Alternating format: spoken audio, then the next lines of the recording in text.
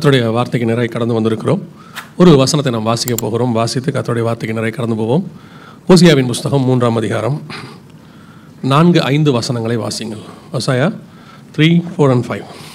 இஸ்ரவேல் புத்திரர் அநேக நாள் ராஜா இல்லாமலும் அதிபதி இல்லாமலும் பலி இல்லாமலும் சிலை இல்லாமலும் ஏபோத் வஸ்திரம் இல்லாமலும் தேராபீம் இல்லாமலும் இருப்பார்கள். பின்பு இஸ்ரவேல் புத்திரர் திரும்பி தங்கள் தேவனாகிய கர்த்தரையும் தங்கள் ராஜாவாகிய தாவீதையும் தேடி கடைசி நாட்களில் கர்த்தரையும் அவருடைய தயவையும் நாடி அஞ்சிகையாய் வருவார்கள். கண்களை மூடுவோம். நல்ல தகப்பனே, எங்கள் சர்வ வல்லமை உள்ள ஆண்டவரே, இந்த அருமையான நாளுக்காக உமக்கு நன்றி. கிருபையுள்ள கரத்தில் எங்களை தாழ்த்துகிறோம். மகிமையின் தேவன் நிம்மட்டுமாக எங்கள் மதில நீர் மகிமைப்பட்டபடி நான் உமக்கு ஸ்தோத்திரம். அசைவாடின தயவுக்காக உமக்கு நன்றி. இப்பொழுதும் தேவ ஆவியானவர் உடைய வார்த்தைகள் எங்கள் மதிலே அனுப்ப போகிற தயவுக்காக உமக்கு ஸ்தோத்திரம். அக்கினி பிளமான அக்கினி நாவுகளான உடைய வார்த்தைகள் எங்கள் மதிலே கடந்து வரும்படி நாங்கள் செபிக்கிறோம். ஆண்டவரே, பலிபிடத்தில் எங்களை சமர்ப்பிக்கிறோம். மகாபரிசுத்த ஸ்தலத்துக்குள் பிரவேசிக்கத்தக்கதாக எங்கள் மாம்சங்களை சுட்டெரித்து உடைய வார்த்தை எங்களுக்குள்ளே கடந்து வரும்படி நாங்கள் செபிக்கிறோம். ஆண்டவரே, தேவனாகிய கர்த்தர் எங்கள் கொடுத்திருக்கிற சந்தர்ப்பத்திற்காக ஸ்தோத்திரம். எங்கள் சபையை ஆயத்தப்படுத்திக் கொண்டிருக்கிற தயவுக்காக உமக்கு நன்றி. வார்த்தைகள் உம்மிடத்திலிருந்து வருவதாக மனுஷனை மறைத்து தேவ ஆவியானவர் வெளிப்படும்படி நாங்கள் செபிக்கிறோம். கிருபையுள்ள கரத்தில் தாழ்த்துகிறோம். மகிமை மூடட்டும் ஆண்டவரே. எந்த டிஸ்ட்ராக்ஷனும் இல்லாதபடி கர்த்தர் பாதுகாத்துக் கொள்வீராக. எங்கள் ஆண்டவர் இயேசு கிறிஸ்துவின் நாமத்தில் ஒப்புக்கொடுத்து ஜெபிக்கிறோம் எங்கள் ஜீவனுள்ள நல்ல பிதாவே. அல்லேலூயா. ஓசியாவின் புஸ்தகம் 3ஆம் அதிகாரம் 4-5 வசனம்.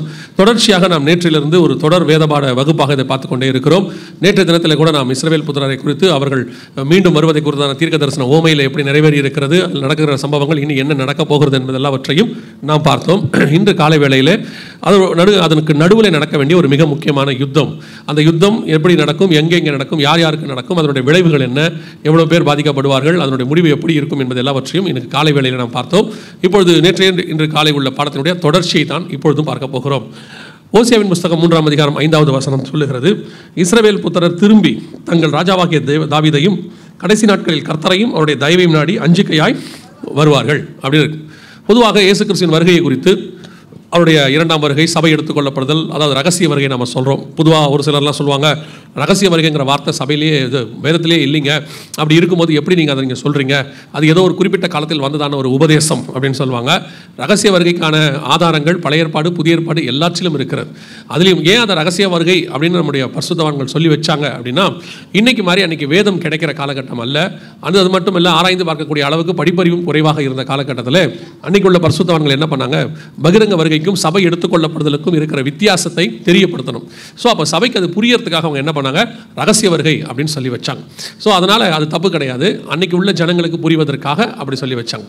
ஆனால் இன்னைக்கு சபை அதை புரிந்து கொள்கிற இடத்துக்கு வந்திருக்கு. அந்த ரகசிய வருகைக்கு இன்னொரு வார்த்தை என்னன்னா, சபை எடுத்துக்கொள்ளப்படுதல், ராப்சர் அப்படின்னு நம்ம சொல்கிறோம் இல்லையா. 1 தெசலோனிக்கேயர் 4:16-17 சபை எடுத்துக்கொள்ளப்படுவதாக சொல்லப்படுகிறது. அந்த எடுத்துக்கொள்ளப்படுதலை குறித்து அதுக்கு தான் இப்பொழுது சபை காத்திருக்கு. அதான் நீங்கள் புரிஞ்சுக்கணும். அதாவது இயேசு கிறிஸ்துவினுடைய 1ஆம் வருகை 2 பகுதியாக இருந்தது. ஒன்று, இயேசு வந்து பலியாக வேண்டும், உலகத்தின் பாவத்தை சுமந்து தீர்க்க வேண்டும். 2வது, அவர் இந்த உலகத்தை 1000 வருடம் அரசாட்சி செய்ய வேண்டும். இந்த 2 பகுதி சேர்ந்தது தான் இயேசு கிறிஸ்துவின் வருகை.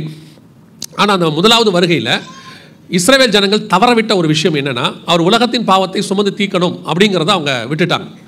அதை தீர்க்க தரிசனமாக யோவான் உரைக்கிறார். இதோ உலகத்தின் பாவத்தை சுமந்து தீர்க்கிற தேவாட்டுக்குட்டின்னு சொல்றாரு. ஆனால் அதே யோவான் தான் பின்னாடி இயேசுவை பார்த்து ஒரு கேள்வி கேட்கிறாரு, வருகிறவர் நீர் தானா, இன்னொருவர் வர காத்திருக்க வேண்டுமா? காரணம் என்னன்னா, டிஃபால்ட்டாக அவங்களுடைய மைண்டில் அவங்களுடைய மேசியா ராஜாவாக வருவார், ஆளுகை செய்வார், பூமி அனைத்தும் அவங்க கண்ட்ரோலில் இருக்கும் அப்படின்னு தான் அவங்க மைண்டில் இருந்துச்சே ஒழிய, அதனுடைய முதல் பகுதி, அதாவது இயேசு சிலுவையில் மரிக்க வேண்டும், உயிர் தழ வேண்டும், அந்த கான்செப்டே இல்லை. ஆனால் அவங்களுக்கு இருந்துச்சு, பைபிளில் சொல்லப்பட்டிருந்தது. உதாரணமாக ஏசாயா புஸ்தகத்தில் இருக்குது. அதாவது நீங்கள் பழைய ஏற்பாட்டை மட்டும் நீங்கள் எடுத்துக்கிட்டிங்கன்னா, இயேசுவினுடைய கன்னி பிறப்பு, இயேசு கிறிஸ்து எப்படி ஒரு கன்னியின் வயிற்றில் பிறந்தாரோ அதில் ஆரம்பித்து உயிர் தழுதல் வரைக்கும் இருக்கிற எல்லா காரியங்களும் பழைய ஏற்பாட்டில் அவர்களுக்கு சொல்லப்பட்டது. உதாரணமாக இயேசுவினுடைய கன்னி பிறப்பு வந்து ஏசாயா புஸ்தகத்தில் சொல்லப்பட்டிருக்கு, இதோ ஒரு கன்னிகை கர்ப்பவதியாகி குமாரனை பெறுவாள். அது மட்டுமல்ல, அவர் வருகிற காலத்தில் ஒரு நட்சத்திரம் வரும். இதை வந்து பிலேயாம் சொல்வார், யாக்கோபிலே ஒரு நட்சத்திரம் தோன்றும் அப்படிம்பார். அதற்கு பிறகு இயேசு கிறிஸ்துவினுடைய சிலுவை பாடுகள் ஏசாயா புஸ்தகத்தில் தெளிவாக சொல்லப்பட்டிருக்கு. அவருடைய வஸ்திரத்தின் மேல் சீட்டு போடுதல், அது வந்து சங்கீதத்தில் சொல்லப்பட்டிருக்கிறது. அப்புறம் இயேசு கிறிஸ்துவினுடைய மரணம் யாக்கோபுக்கு வெளிப்படுத்தப்பட்டது. சிங்கத்தை போலவும் கிழச்சிங்கத்தை போலவும் யூதா பணங்கிப்படுத்தான், அவனை எழுப்புகிறவன் யார்? இயேசு கிறிஸ்துவினுடைய உயிர்த்தெழுதல் யோபுவுக்கு சொல்லப்பட்டிருக்கிறது. இதோ என் மீட்பர் உயிரோடு கூட இருக்கிறார், அந்நிய கண்கள் அல்ல, என் சொந்த கண்களே அவரை காணும். இயேசு கிறிஸ்துவின் 2ஆம் வருகை, பகிரங்க வருகை ஏனோக்குக்கு சொல்லப்பட்டது. இதோ 1000 பரிசுத்தவான்களோடு தேவன் பூமியை நியாயம் தீர்க்க வருகிறார். அப்போ வயசு பாருங்க, கன்னி பிறப்பிலிருந்து 2ஆம் வருகையில் வந்து அவர் ஆளுகை செய்கிற வரைக்கும் பழைய ஏற்பாட்டில் அவர்களுக்கு தெளிவாக கொடுக்கப்பட்டது. அது மாத்திரமல்ல, அவருடைய சிலுவை மரணத்தினுடைய இன்ச் பை இன்ச் அவர் எப்படி மரிக்க வேண்டும், என்ன செய்ய வேண்டும், எல்லாமே கொடுக்கப்பட்டிருந்துச்சு. ஆனால் அவர்கள் பண்ண ஒரே ஒரு மிஸ்டேக் என்னன்னா, தங்களுடைய ஃபோக்கஸ் முழுக்க இயேசு ராஜாவா வருவார், ஆளுகை செய்வார்னே அவங்க ஃபோக்கஸ் பண்ணிட்டாங்க. அதனால இயேசு கிறிஸ்துவினுடைய மரணம், அவருடைய உயிர்த்தெழுதல், அதன் மூலமாக பாவ மன்னிப்பு, இதை எதையுமே யூதர்கள் கான்சென்ட்ரேட் பண்ணவே இல்லை. அதனால தான் இயேசு திருப்பி இருக்கும்போது ஒன்று சொல்லிக்கிட்டே இருப்பார் யூதர்களை பார்த்து, வேத வாக்கியத்தை ஆராய்ந்து பாருங்கள், அது என்னை குறித்து சாட்சி கொடுக்கிறது, நான் அது என்னை பற்றி சொல்லப்பட்டிருக்கிறது அப்படின்னு சொல்லுவார். ஸோ அவங்க முதலாவது அந்த பார்ட்டை விட்டதுனால ரெண்டாவது ஆளுகை செய்ய வேண்டியது இனிமேல் தான் நடக்க போகுது. அந்த முதலாவது பகுதியை அவங்க மிஸ் பண்ணதுனால இன்னைக்கு ரட்சிப்பு அவங்க கையை விட்டு நம்ம கைக்கு வந்துருச்சு. இப்போ திருச்சபை பண்ணக்கூடிய தப்பு என்ன அப்படின்னு பார்த்தீங்கன்னா, இயேசு கிறிஸ்துவினுடைய இரண்டாம் வருகையும் ரெண்டு பகுதியாக இருக்கிறது. ஒன்று சபை எடுத்துக்கொள்ளப்படுதல், இன்னொன்று இயேசு கிறிஸ்துவின் பகிரங்க வருகை. இப்போவும் சபை என்ன பண்ணிட்டு இருக்குன்னா, இயேசுவின் பகிரங்க வருகைக்கு காத்திருக்கிறது. பெரும்பான்மையான சபை இயேசுவின் வருகையை மறுதலிக்கிற சபைகள் வரைக்கும் வந்துருச்சு. இயேசு வரமாட்டாரு அப்படின்னு மறுதலிக்கிற வரைக்கும் சபை வந்துருச்சு. சில சபைகள் இயேசு கிறிஸ்துவினுடைய பகிரங்க வருகையை நம்புகிறது, ரகசிய வருகை இல்லை அப்படின்னு சொல்லக்கூடிய சபைகள் இருக்கிறது. ரகசிய வருகை இருக்கிறது, ஆண்டவர் வரப்போகிறார், சபை எடுத்துக்கொள்ளப்பட போகிறது அப்படின்னு சொல்லி தமிழ்நாட்டில் ரொம்ப அதிகமாக பிரசங்கம் பண்ண சில ஊழியர்கள் இருக்கிறார்கள். அவர்களை பார்த்து தான் நாங்கள் எல்லாருமே இந்த சத்தியத்தை அறிந்து கொண்டு அதை பின்பற்றினோம். அவருடைய சந்ததியில் வந்த ஒரு சிலர் எல்லாம், அந்த மாதிரி ஊழியக்காரருடைய சந்ததியில் வந்த அவருடைய பிள்ளைகள் 2வது தலைமுறை 3வது தலைமுறையில் இருக்கிறவர்களோடு கூட இப்பொழுது நாங்கள் ஊழியம் பண்ணி கொண்டிருக்கிறோம். ஆனால் அவர்களோடு கூட உட்கார்ந்து பேசும்போது அந்த பிள்ளைகள், பேர பிள்ளைகள், அவர்கள் சொல்லுகிறார்கள், எங்களுக்கு இயேசுவினுடைய அந்த ரகசிய வருகையில் எனக்கு நான் தனிப்பட்ட முறையில் ஒருத்தரோட பேசுனதை சொல்கிறேன். அவர் சொல்கிறாரு, எனக்கு நம்பிக்கை இல்லை அப்படின்னாரு. எனக்கு ஆச்சரியமாயிருச்சு. நான் அவர்கிட்ட சொன்னேன், நாங்கள் உங்கள் தாத்தா உங்கள் அப்பாவுடைய செய்திகளை கேட்டு தான் நாங்களே வளர்ந்தோம். அப்போ அவர் சொன்னார், அவங்களாம் ஓல்டு ஸ்கூல், அவங்களாம் பழைய ஸ்கூல், அவங்க என்னை பொறுத்த வரைக்கும் இயேசு வருவார் வரமாட்டார் ரெண்டுலையுமே நம்பிக்கை இல்லைன்னாரு. நான் கேட்டேன், ஏன் அப்படி சொல்கிறீங்கன்னு. வருவார் என்பதற்கு நீங்கள் ஆதாரம் கொடுக்குறீங்க, வரமாட்டாருங்கிறதுக்கும் ஆதாரம் கொடுக்குறாங்க, அதனால் நான் எதையுமே மனசில் வச்சுக்கிறது இல்லைன்னாரு. யோசித்து பாருங்க, 3வது தலைமுறை 2வது தலைமுறையில் ஒரு தலைமுறை மறுதலிக்கிற இடத்துக்கு வந்துடுச்சு. யோசித்து பாருங்க, 2 தலைமுறையிலே இப்படி ஆகிப்போச்சுன்னா யூதர்கள் 2000 வருஷம் கழிச்சு இயேசுவை மறுதலிக்கிறான். இப்போ யார் இதில் மோசமானவங்கன்னு பாருங்க. இன்னைக்கு ஆவிக்குரிய சபைகளுடைய 2வது தலைமுறை ரொம்ப மோசமாக இருக்கிறது, மிக மோசம். இயேசுவினுடைய வருகைக்கு சபை ஆயத்தப்படுறதுல இன்னைக்கு உள்ளதான கண்டிஷன்ல இயேசு வருவாருங்கிறத அவங்க மறந்துட்டாங்க. ஒரு சிலர் மறுதலிச்சுட்டாங்க, இயேசு வருவாருங்கிற நம்பிக்கை இல்லை. காரணம், இன்னைக்கு உலகத்தில் உள்ளக்கூடதான அந்த ஃபேண்டசி வேர்ல்டு அல்லது இந்த உலகத்தில் இன்னைக்கு காணப்படக்கூடியதான சபைகளுக்குள்ள இருக்கக்கூடியதான களியாட்டங்கள், இது எல்லாம் என்ன செஞ்சுக்கிட்டு இருக்குன்னா, இயேசுவின் வருகையை மறக்க பண்ணிக்கிட்டு இருக்கு. இன்னும் சபைக்கு ஆயத்தப்படுத்துகிற வேலையை சபைகள் செய்யவில்லை, ஆவிக்குரிய சபைகள் ஆயத்தப்படவில்லை. அதான் உண்மை. ஏதோ இயேசு வராருன்னு நீங்கள் பாட்டு பாடிட்டீங்கன்னா ஆயத்தப்பட்டுட்டீங்கன்னு அர்த்தமே கிடையாது. ஆயத்தப்படுகிறவன் வெறும் பாட்டு மட்டும் பாட மாட்டான், ஆயத்தப்படுவான். அதான் உண்மை. அப்போ இன்னைக்கு இயேசுனுடைய அந்த முதலாவது சபை எடுத்துக்கொள்ளப்படுதலுக்கு எந்த அளவுக்கு சபை ஆயத்தமாக இருக்கிறது. அப்போ புதிய ஏற்பாட்டில் சொல்லப்பட்ட விஷயங்கள் நிறைய இருக்கு. ஆனாலும் பழைய ஏற்பாட்டை வாசிக்கும் போது எனக்கு ரொம்ப ஆச்சரியம். இந்த கொரோனா காலத்தில் இந்த பழைய ஏற்பாட்டை தியானிக்க அதிக நேரம் கிடைச்சிச்சு. அப்போ அந்த பழைய ஏற்பாட்டை தியானிக்கும் போது நமக்கு தேவையான சபை எடுத்துக்கொள்ளப்படுதல், இயேசுவின் பகிரங்க வருகை, இது எல்லாமே மிக தெளிவாக இஸ்ரவேலருடைய பழைய ஏற்பாட்டில் கொடுக்கப்பட்டிருக்கிறது. அவங்களுக்கிட்டே சொல்லி வச்சிருக்கிறார் ஆண்டவர். இப்போ நம்ம அதை பற்றின ஒரு டைம் லைன் தான் பார்க்க போகிறோம். காரணம், அன்னைக்கே அவர்களுக்கு அவ்வளோ தெளிவாக சொல்லி வச்சிருக்கிறாரு, நமக்கு புதிய ஏற்பாட்டிலே அதை சொல்லி வச்சிருக்கிறார். இன்னைக்கு நம்மகிட்ட முழு வேதாகமம் இருக்கு, நாம் எந்த அளவுக்கு ஆயத்தப்பட போகிறோங்கிறது தான் முக்கியமே. இப்போ சொல்கிறேன், நேற்று சொன்னதான் திருப்பியும் சொல்கிறேன், நீங்கள் வைத்திருக்கிறதான பட்டம், பதவி, பணம், அந்தஸ்து, ஞானம், அறிவு, இது எதுவும் வருகைக்கு உதவாது. இதெல்லாம் வருகை வர வரைக்கும் உதவும் இந்த பூமியில். ஆனால் வருகைக்கு உதவ போகிறது என்ன தெரியுமா? நீங்கள் அடைகிற ஆயத்தம் மட்டும்தான் உதவ போகிறது. நீங்கள் வருகையில் போகும்போது, நான் இன்ஜினியர் என்னை கூட்டிகிட்டு போங்க, நான் டாக்டர் என்னை கூட்டிகிட்டு போங்கன்னா பரலோகம் ஒன்றும் சொல்லாது, அக்கிரம செய்கைக்காரனே அப்படியே போயிடுன்னு சொல்லிடும். ஆனால் உண்மையும் உத்தமான நான் ஆயத்தப்பட்டு நிற்கிறேன்னு சொல்ல பாருங்க, பரலோகம் உள்ள கூட்டிகிட்டு போயிடும். அல்லேலூயா. நீங்கள் படிக்க வேணாம், பட்டம் பட வேணாம் நான் சொல்லலை, அதெல்லாம் இருக்கட்டும். ஆயத்தம் தான் ரொம்ப முக்கியம். எப்போ வருவார் என்று காத்திருக்கிற அனுபவம் வரணும். இப்போ நம்ம வாசித்த வசனம் ஓசியா புஸ்தகத்தில் எப்படி இந்த இயேசுவினுடைய கடைசி காலத்தினுடைய அடையாளம் ஆரம்பித்து எப்படி சபை எடுத்துக்கொள்ளப்படுதல் வரைக்கும் ஒரு டைம் லைனாக அழகாக கொடுத்துருக்கிறார். அதில் என்ன பெரிய ஆச்சரியம்னா, ஒவ்வொரு சம்பவங்கள் அடுத்து என்ன நடக்கணுங்கிற ஒவ்வொரு சம்பவத்தையும் ஒன்றன் பின் ஒன்றாக அப்படியே வரிசை கிரமமாக வேதத்தில் கொடுக்கப்பட்டிருக்கு. இன்னைக்கு நம்ம எதை பார்க்க போகிறோம் அப்படின்னா, ஓசியா புஸ்தகத்தையும் யோவேல் புஸ்தகத்தையும் பார்க்க போகிறோம். நீங்கள் அதை திருப்பி வைத்துக் கொள்ளுங்கள். நம்ம அதிலிருந்து தான் இன்னைக்கு பார்க்க போகிறோம். இந்த மாலை வேளையில் இந்த ஓசியா புஸ்தகத்திலையும் யோவேலிலையும் இயேசு கிறிஸ்துவினுடைய வருகைக்கான கடைசி அடையாளங்கள் முழுக்க இருக்கு. இப்போ நம்ம கடைசி காலம் அப்படின்னு சொல்கிறோம். எது கடைசி காலம் அப்படின்னு கேட்டிங்கன்னா, எப்பொழுது பரிசுத்த ஆவியானவர் ஊற்றப்பட்டாரோ, அப்போஸ்தலர் நடபடிகள் 2ஆம் அதிகாரத்தில் இருக்கு, பரிசுத்த ஆவியானவர் ஊற்றப்பட்டாரோ அது கடைசி காலத்தினுடைய அறிகுறி என்று வேதம் சொல்லுது. அது யோவேல் புஸ்தகத்தில் சொல்லப்பட்ட தீர்க்க தரிசனத்தினுடைய நிறைவேறுதல் அப்படின்னு பேதுரு எழுதுறார். மாம்சமான யாவர் மேலும் என் ஆவியை ஊற்றுவேன் அப்படின்னு. ஸோ கடைசி காலம் அங்கேயே ஆரம்பிச்சிருச்சு. கடைசி நாட்களில் மாம்சமான யாவர் மேலும் என் ஆவியை ஊற்றுவேன். அப்போ அங்கேயே கடைசி காலங்கிறது நமக்கு ஸ்டார்ட் ஆயிடுச்சு. அப்போ இந்த 2000 வருஷமும் என்ன காலம் தான்? கடைசி காலம் தான். என்னங்க 2000 வருஷம் கடைசி காலமா அப்படின்னு கேட்டிங்கன்னா, நம்ம பார்வைக்கு 2000 வருஷம், கர்த்தருடைய பார்வைக்கு 2 நாள். அவருடைய பார்வைக்கு அது எத்தனை நாளாக இருக்குது? 2 நாளாக இருக்கிறது. அதனால 2 நாட்களாக கடைசி நாட்கள் போயிட்டு இருக்குது அவருக்கு. நமக்கு தான் அது கொஞ்சம் லாங் இயர்ஸ் மாதிரி தெரிகிறது 2000 வருஷமாக. சரி, நம்ம காலத்தில் கடைசி நாட்கள் என்பதற்கான இப்போ உங்களுக்கு தெரியும் நினைக்கிறேன். நீங்களாம் சினிமா பார்த்துருக்கீங்க தானே? என்ன நல்லா தானே போயிட்டு இருந்துச்சு, திடீர்னு இந்த கேள்வி கேட்குறீங்களே. சினிமா பார்த்துருக்கீங்களா இல்லையா? பார்க்காத மாதிரி பார்க்காதீங்க. எத்தனை பேர் ரட்சிக்கப்படுவதற்கு முன்பதாக சினிமா பார்த்தீங்க? நம்ம அப்படி போயிடுவோம். ஓகே, ஏன்னா ரட்சிக்கப்பட்ட பின்புலாம் நீங்கள் யாரும் கை தூக்க மாட்டீங்க, எனக்கு தெரியும். ரட்சிக்கப்படுவதற்கு முன்பதாக எத்தனை பேர் சினிமா பார்த்துருக்கிறீங்க? ரைட். சினிமா முடியும் போது என்ன போடுவாங்க? வணக்கம் வணக்கம். பழையவைகள் எல்லாம் ஒளிந்து போயின்னு யார் சொன்னா? இன்னும் இருக்கு பாருங்க இல்லை? சரி, வணக்கம் போடுவாங்களா? அந்த வணக்கத்துக்கு முன்னாடி பார்த்தீங்கன்னா ஒரு கிளைமேக்ஸ்னு ஒன்று வரும். கிளைமேக்ஸ் வரும்போதே படம் முடிய போது நமக்கு என்ன தெரிஞ்சிடும். அந்த கிளைமேக்ஸ் ஸ்டார்ட் பண்ணும்போதே படம் என்ன செய்யுது, முடிய போது நமக்கு தெரிஞ்சிடும். அடுத்த ஒரு 10 நிமிஷம் 15 நிமிஷத்தில் என்ன செஞ்சிடும், படம் முடிஞ்சிடும். படம் ஆரம்பிக்கும் போதே முடிவை நோக்கி தான் போகும். ஆனால் அந்த கிளைமேக்ஸ் ஒன்று வரும்போது நமக்கு தெரிஞ்சிடும் படம் என்னவாக போகுது, முடிய போகுது அப்படின்னு தெரிஞ்சிடும். அதே மாதிரி தான் கடைசி காலத்தினுடைய அடையாளம் பரிசுத்த ஆவியானவர் ஆரம்பிக்கும் போதே ஆரம்பிச்சிருச்சு. ஆனால் கிளைமேக்ஸ்க்கு நம்ம வந்துட்டோம். அந்த கிளைமேக்ஸ்க்கான அடையாளம் என்ன, நம்ம நெருங்கிட்டோம் அப்படிங்கிறதுக்கு கடைசியான அடையாளம் என்ன அப்படின்னா, ஓசியா 3:5 இஸ்ரவேல் புத்திரர் கடைசி நாட்களில் அஞ்சிக்கையாய் திரும்பி வருவார்கள் அப்படின்னு இருக்கு. இதை தான் நாங்கள் நேற்றுலேருந்து சொல்லிகிட்டே இருக்கிறோம். இஸ்ரவேல் புத்திரர் திரும்பி வருவது ஒரு அடையாளம். அவர்கள் தங்கள் சுய தேசத்துக்கு வருவது மிக முக்கியமான ஒரு அடையாளம். ஏசாயா 43 ஆண்டவர் சொல்றாரு, வடக்கை பார்த்து கொடு என்றும் தெற்கை பார்த்து வைத்திராதே என்றும் ஆண்டவர் சொல்றாராம். பூமியின் கடையாந்தரங்களிலிருந்து என் குமாரரையும் குமாரத்தையும் நான் வரவழைத்தேன் அப்படின்னு சொல்றாரு. ஸோ இஸ்ரவேல் புத்திரர் திரும்பி வருவது கிளைமேக்ஸ், நமக்கு கொடுக்கப்படுகிற கிளைமேக்ஸில் உள்ளதான ஒரு அடையாளம். இப்போ இஸ்ரவேல் புத்திரர் என்ன செய்ய ஆரம்பிச்சிட்டாங்கன்னா, திரும்பி வர தொடங்கிட்டாங்க. இது வந்து ஒரு மிக முக்கியமான வீடியோ. எதுக்காக இந்த வீடியோ நாங்கள் மிக முக்கியமாக சொல்கிறோம் அப்படின்னு பார்த்தீங்கன்னா, பின்னாடி இருக்கிற அந்த ஃப்ளைட் எங்கேருந்து அவங்க வந்தால் லாஸ்ட்டாக இறங்கினாங்கன்றது உங்களுக்கு சொல்லும். பார்த்தா தெரியும் அது எங்கேருந்து வந்திருக்கு.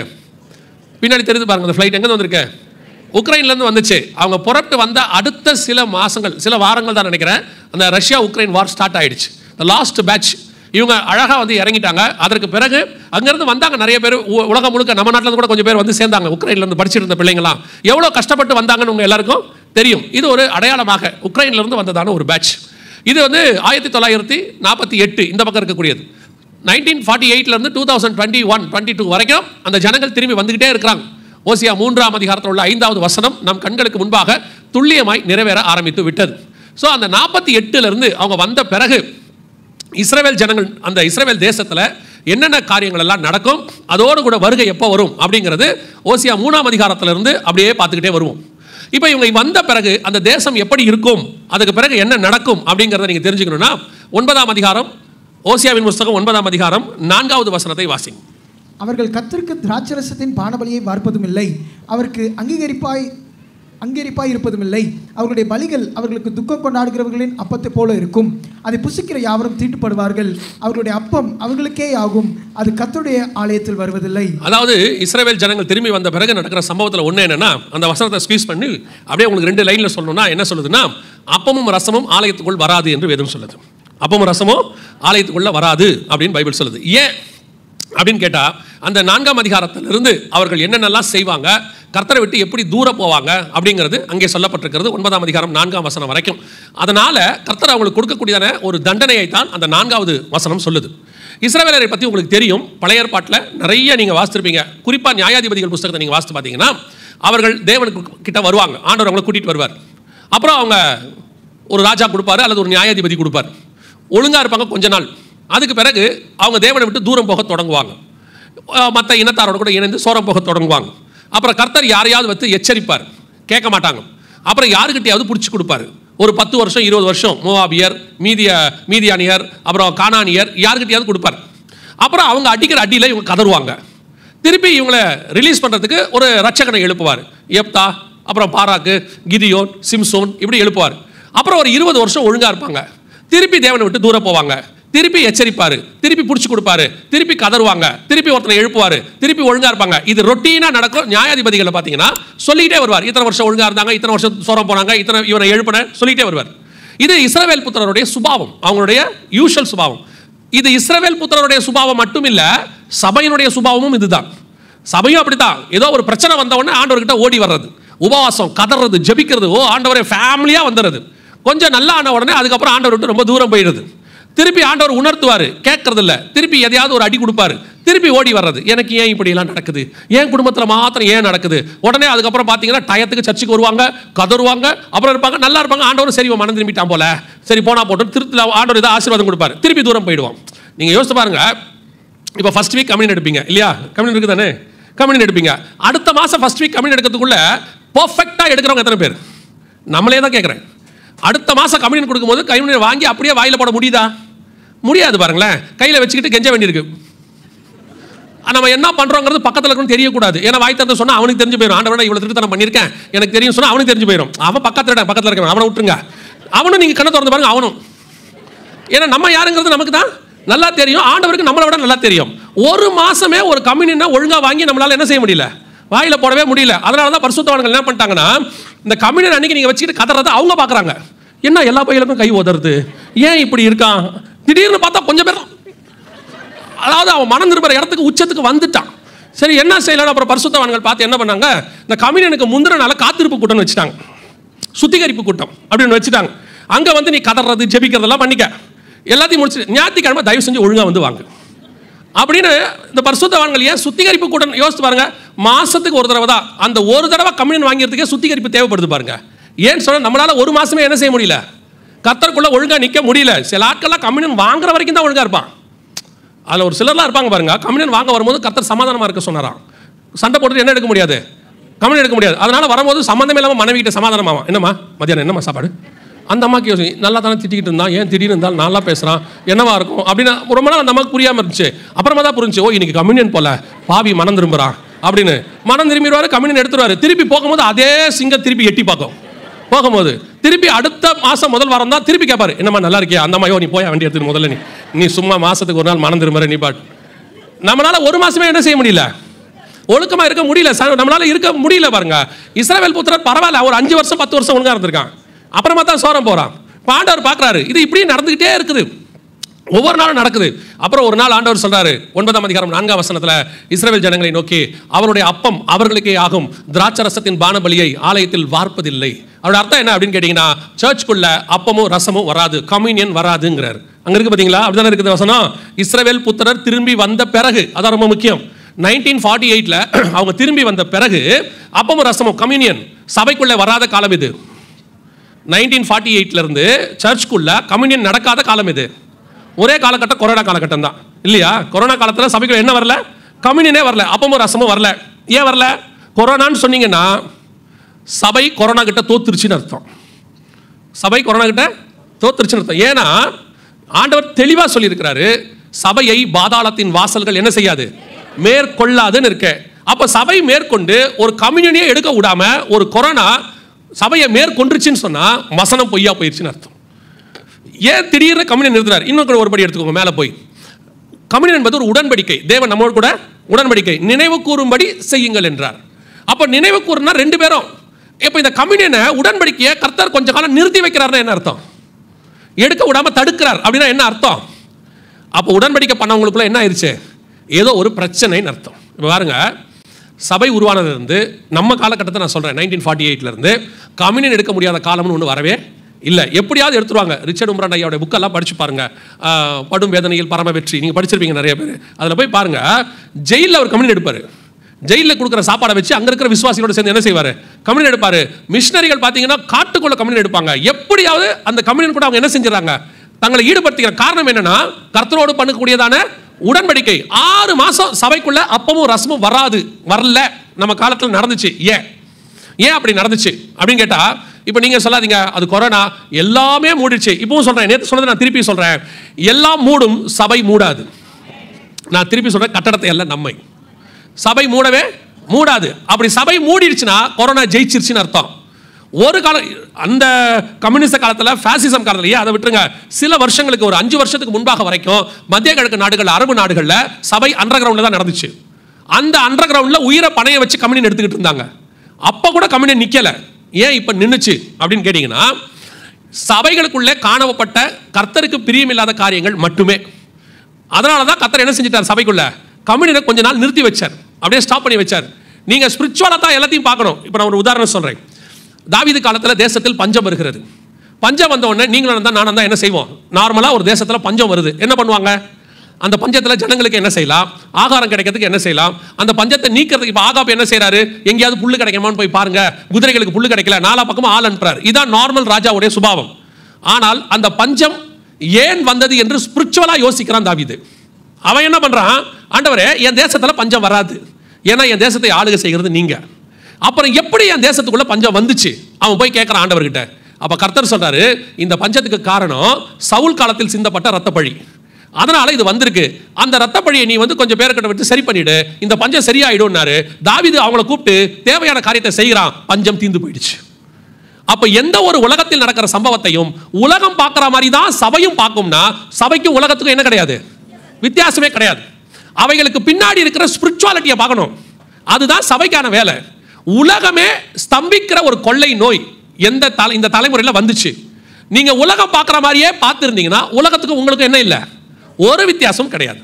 அப்போ சபை பார்க்க வேண்டிய அந்த மெத்தட் என்ன? ஏன் ஆண்டவரே வந்துச்சு, இப்படி ஒரு சம்பவம் நடக்கிறதுக்கு என்ன காரணம்? சபைகளுக்குள்ள கம்யூனிகேட் எடுக்க முடியாதபடிக்கு ஒரு தடை வந்துருச்சு. அதை பார்த்தா நார்மலாக கொள்ளை நோய்.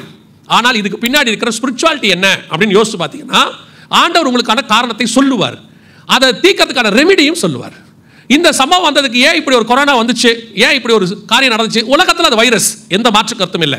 ஆனால் சபைக்குள்ள ஏன் இப்படி வந்துச்சு அப்படின்னு பார்த்தீங்கன்னா, அந்த 2012க்கு மேலே 2020க்குள்ள இந்த 8 வருஷத்தில் நாங்கள் கூடுமான வரைக்கும் உலகம் முழுக்க போயிருக்கிறோம், பல சபைகளுக்கு போயிருக்கிறோம். கர்த்தருடைய பெரிய கிருபையினால சொல்றேன். கடைசி 20 வருஷம் சபை வெரி வஸ்ட். உண்மையை தான் சொல்றேன், சபை ரொம்ப வஸ்ட். என்ன கேட்டீங்கன்னா, சபைகளுக்குள்ளே கர்த்தர் அருவருக்கிற காரியங்கள் எல்லாம் உள்ள வந்துடுச்சு. அத்தனையும் நான் நேற்று உங்களுக்கு சொன்னேன், இன்னைக்கு சொல்றேன். சபைகள் உலகத்துக்கு ஒத்த வேஷம் தரிக்க ஆரம்பிச்சிருச்சு. சபை காம்ப்ரமைஸ் ஆக தொடங்கிருச்சு. ஜனங்களை தக்க வைக்கிறதுக்கு என்ன பண்ணணும்னு பார்த்துருச்சு. எப்பவுமே ஒரு விஷயம் நீங்க புரிஞ்சுக்கணும், சபை ஜனங்களுக்காக உருவாக்கப்படவில்லை, சபை தேவனுக்காக உருவாக்கப்பட்டது. தேவன் என்ன பண்ணுவாரு, ஜனங்களை தனக்கேற்ற மாதிரி மாத்துவார். இப்போ நீங்க இங்க வந்திருக்கிறீங்க, நீங்க அத்தனை பேரும் உங்களுக்கு ஏற்ற மாதிரி சர்ச்சை மாற்றணும்னு நினைச்சீங்கன்னா சபை கெட்டு போகும். சபையில் கொடுக்கிற உபதேசத்துக்கு ஏற்ற மாதிரி நீங்க மாறணும், அப்பதான் கிறிஸ்துவின் சாயலுக்கு ஒப்பாய் மாற முடியும். இன்னைக்கு கடைசி காலத்தில் ஜனங்களுடைய ஒரு வாஞ்ச விருப்பம் என்ன அப்படின்னா, அவங்க விரும்புகிற மாதிரி சர்ச், அவங்க ஆசைப்படுற மாதிரி சர்ச் இருக்கணும். ஒருத்தர் என்கிட்ட சொன்னார், நானும் இந்த டிஸ்ட்ரிக்ட்ல இந்த ஏரியாவில் எல்லா சர்ச்சும் பார்த்துட்டேன் பிரதர், ஒரு சர்ச்சு கூட சரியில்லை அப்படின்னாரு. நான் சொன்னேன், நீங்க சரியில்லை. ஏன்? Church is not a perfect place. சபை முழுமையான இடம் இல்லை, சபை பர்ஃபெக்ட் பண்ற பிளேஸ். வெளியிருந்து வரக்கூடிய பாவியை பர்ஃபெக்ட் பண்ற இடம் தான் சர்ச். இங்க முழு பாவி இருப்பான், அரை பாவி இருப்பான், முக்கா பாவி இருப்பான், கால் பாவி இருப்பான், 4-5 பரிசுத்தவானும் இருப்பான். நீங்க என்ன நினைக்கக்கூடாது, நான் சர்ச்சுக்கு போனேன், அங்க நான் பார்த்தேன், அங்க ஒரு சில பிரதர்ஸ்லாம் இருக்காங்க, ரொம்ப மோசமான ஆளு. பின்ன இங்க யார் இருப்பான்னு நினைக்கிறீங்க? இங்க ஏனோக்கும் பவுலுமா உட்காந்துருப்பாங்க. அப்புறம் உட்காந்துட்டு அவங்களுக்கு சர்ச்சில் என்ன வேலை இருக்கு? இப்போ நீங்க சொல்றது எப்படி இருக்குன்னா, நான் மதுரையில் உள்ள GH ஹாஸ்பிட்டலுக்கு உள்ள போனேன், ஒரே பேஷண்டா இருக்காங்க. ஹாஸ்பிட்டலுக்குள்ள பேஷண்ட் எல்லாமே யார் இருப்பான்? வெறும் டாக்டர்ஸும் நர்ஸும் இருக்கணும், அதுக்கு பேர் ஹாஸ்பிட்டலா இருக்காதே. சபை எதுக்கு உருவாக்கப்பட்டிருக்கு? பாவிகளை தேவசாயிலாய் மாற்றுவதற்காக, பாவிகளை பரிசுத்தவான்களை மாத்துறதுக்கு. இங்க வந்தா கொஞ்சம் பேர் அப்படி இப்படி தான் இருப்பாங்க, அவங்கள மாத்துறதுக்கு கொஞ்சம் கொஞ்சமா. இப்ப யோசிச்சு பாருங்க, இன்னைக்கு நம்ம நல்ல பேர் வாங்கின எத்தனையோ மூப்பர்கள் இங்க இருப்பாங்க, பரிசுத்தவான்கள் இருப்பாங்க. இவங்க வந்த முதல் 5 வருஷம் எப்படின்னு பாஸ்டர் கேட்டா தான் தெரியும். உண்மை அதுதான். பாஸ்டர் அன்பா பேசுவாரு, தட்டி கொடுப்பாங்க, அப்படி கொஞ்சம் கொஞ்சமா தட்டி கிட்டில அது என்ன பண்ண முடியும், சரி பண்ணி இன்னைக்கு அவங்க பரிசுத்தவான்கள் மூப்பரா மாறி இருக்காங்க. ஸோ வரும்போது அவங்க அப்படிதான் இருப்பாங்க. இங்க வர பார்க்குறவங்க என்ன சொல்றது, அந்த சர்ச்சு நமக்கு ஏற்ற மாதிரி இல்லைங்க, நான் ஒரு பர்ஃபெக்ட் சர்ச்சை எதிர்பார்க்குறேன், அதுக்கு நான் முதல்ல பர்ஃபெக்டாக இருக்கணுமே, அப்போ தானே நான் போய் உட்காந்து அது பர்ஃபெக்ட் சர்ச்சில் நான் போச்சே. நல்ல சர்ச் கூட நான் போய் உட்காந்து என்ன பண்ணிடுறேன், பர்ஃபெக்ட் இல்லாத சர்ச்சா மாற்றிடுறேனே. அப்போ சபை எப்படி இருக்கணும்? சபை நம்மை பர்ஃபெக்டாக மாற்றுகிற இடம். அங்கே போய் உட்காந்துக்கிட்டு நீங்கள் குறை கண்டுபிடிக்க முடியாது. அவங்க அப்படி இருக்காங்க, இவங்க இப்படி இருக்காங்க.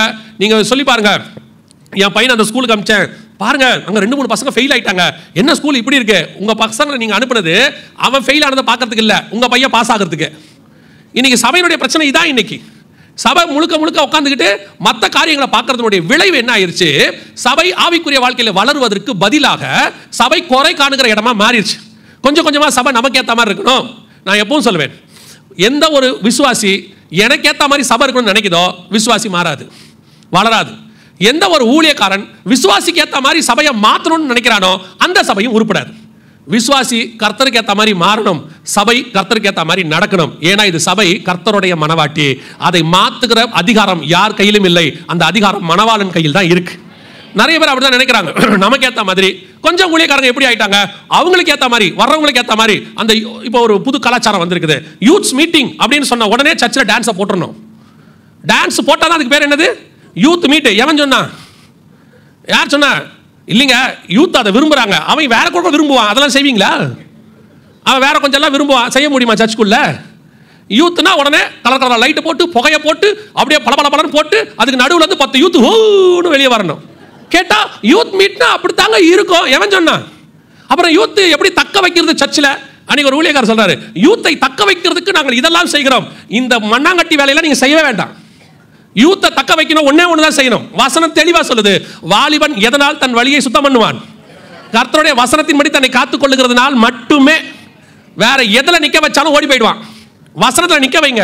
யோவான் என்கிற யூத் இயேசு கிட்ட வந்து சேர்ந்தான். அவன் எதில் இயேசுக்கு பின்னாடி வந்தான்? அவர் இயேசு டெய்லி 1 மணி நேரம் டான்ஸ் போட்டுட்டு இருந்தாரா? இயேசு பாருங்க, ஸ்தேவான் ஒரு யூத் இருக்கான், தேடி கண்டுபிடிக்கிறாங்க 7 பேரை. அதுல ஒருத்தன் அவன் யூத் தான். அவன் எதுல அப்போஸ்தலரோட அட்டாச்மெண்டா இருந்தான்? அப்போஸ்தலர்கள் பாத்தீங்கன்னா பேதுரு காலையில நல்ல பிரேக் டான்ஸும், அப்புறம் வந்துட்டு பர்னபா சாயங்காலத்துல ஒரு டிஸ்கோ டான்ஸும் போடுவாரு.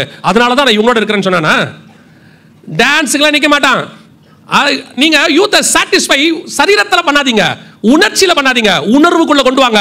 அவன் இருதயத்துக்குள்ளே வசனம் போய்விட்டால், அவன் கண்மலையின் மேல் கட்டப்பட்டு விட்டால், எல்லா யூத்தும் கர்த்தருக்கு என்று வல்லமையான சாட்சியா எழும்பி நிப்பா.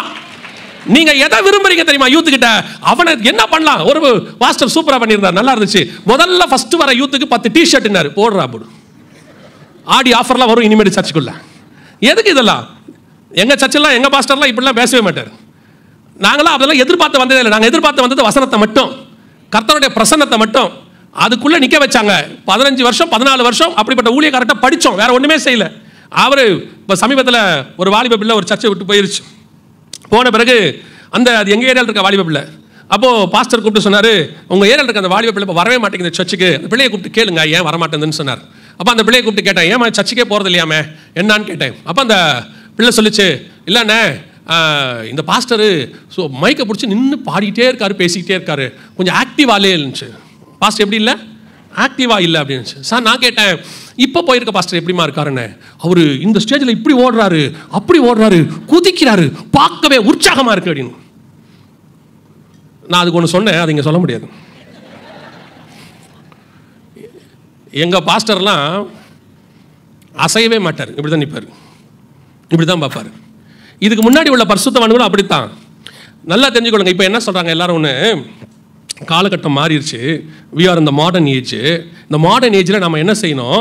காலத்துக்கு ஏற்ற மாதிரி நடத்தணும்னு. நான் இப்பவும் சொல்கிறேன், நாங்கள் இந்த சேஞ்சஸை ஏற்றுக்கொள்ளாத ஆட்கள்லாம் இல்லை. சபைக்குள்ள உலகம் வரக்கூடாதுன்னு சொன்ன உடனே ஒரு தேர்ந்த ஒரு பைபிள் டீச்சர் அதுக்கு பதில் சொல்கிறார். ஒருத்தர் சொல்கிறாரு, சபைக்குள்ள உலகம் வரக்கூடாதுன்னு. இப்போ சபைக்குள்ள ஏசி வரலையா, சபைக்குள்ள லைட் வரலையா, சபைக்குள்ள மைக் வரலையா, அப்போ சபைக்குள்ள உலகம் வரலையான்னு கேட்குறாரு. இதா உலகம்? இதா உலகம்? எனக்கு அவர் மேலே அந்த மரியாதையே போயிடுச்சு. ரொம்ப மதிச்சுட்டு இருந்தேன் அவரை. இது உலகம் அல்ல. உலகம் எதுன்னு வசனம் சொல்லுது.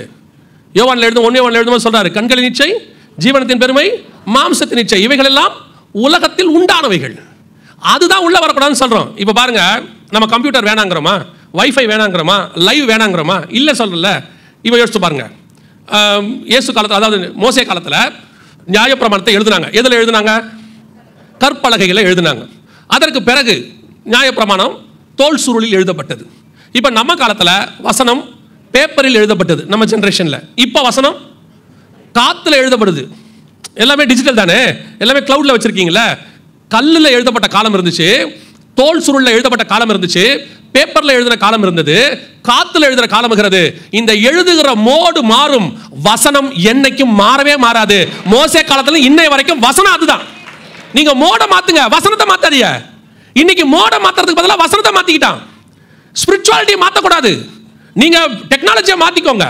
ஏன்னா தேவைப்படுது. அன்னைக்கு 4 பேர் உட்காந்துருந்தாங்க, மைக் தேவையில்ல. இன்னைக்கு 4000 பேர் உட்காந்துருக்காங்க, மைக் தேவைப்படுது, ஸ்பீக்கர் தேவைப்படுது. ஆனா இங்க கொடுக்கிற பிரசங்கம் மாறக்கூடாது, அது அப்படியே தான் இருக்கணும். ஏன்னா வசனமும் சரி, இயேசுவும் சரி, அவருடைய மனவாட்டியும் சரி, நேற்றும் இன்றும் என்றும் மாறாததாக இருக்கணும். அதான் கர்த்தருடைய சாயல்.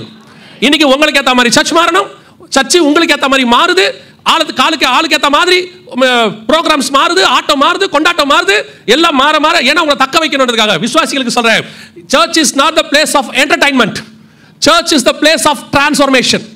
இது களியாட்டமோ அல்லது சந்தோஷமாய் நீங்கள் குதிக்கிறதுக்கான இடம் இல்லை. இது கிறிஸ்துவை போல மறுரூபமாக்குவதற்கான இடம். இந்த ஒரு இடம் தான் உலகத்திலேயே நீங்க மறுரூபமாக்கிறதுக்காக வைக்கப்பட்டது. நான் சொல்றது ஒரு இடம் தான், குட் சமாரிட்டன் மட்டும் சொல்லல. சர்ச், சபை மட்டும்தான் கிறிஸ்துவின் சாயலுக்கு மாறுவதற்காக இருக்கிற இடம். உங்களை உலக சாயலா மாத்துறதுக்கு 900 இடம் இருக்கு. சினிமா தியேட்டர் இருக்கு, டிராமா இருக்கு, பொருட்காட்சி இருக்குது, வாட்ஸ்அப் இருக்குது, ஃபேஸ்புக் இருக்குது, எல்லாம் நடக்கு. ஆனா உங்களை தேவ சாயலா மாத்துறதுக்கு ஒரே ஒரு இடம் தான் இருக்கு, அது திருச்சபை மட்டும்தான். இந்த திருச்சபை கிறிஸ்துவின் சாயலுக்கு மாற்றுவதற்கு தான் உங்களுக்கே தவிர உங்க சாயலுக்கு சபை மாறக்கூடாது. அப்படி மாறினா என்ன ஆகும்? அந்த அடையாளத்தை தான் கர்த்தர் செஞ்சு காட்டினாரு. அப்பமும் ரசமும் உடன்படிக்கையை ஸ்டாப் பண்ணிட்டார், நிறுத்தி வச்சிரு, கொஞ்ச நாளைக்கு நிக்கட்டும். அப்ப இந்த காரியத்தை 2020 லாக்டவுன் போட்ட உடனே ஆண்டவர் உணர்த்தின போது ஆன்லைன்ல யூடியூப்ல இந்த மெசேஜை சொன்ன உடனே ஒரு மூத்த ஊழியர் என்ன பண்ணாரு, மறுநாள் வீடியோ போட்டார்.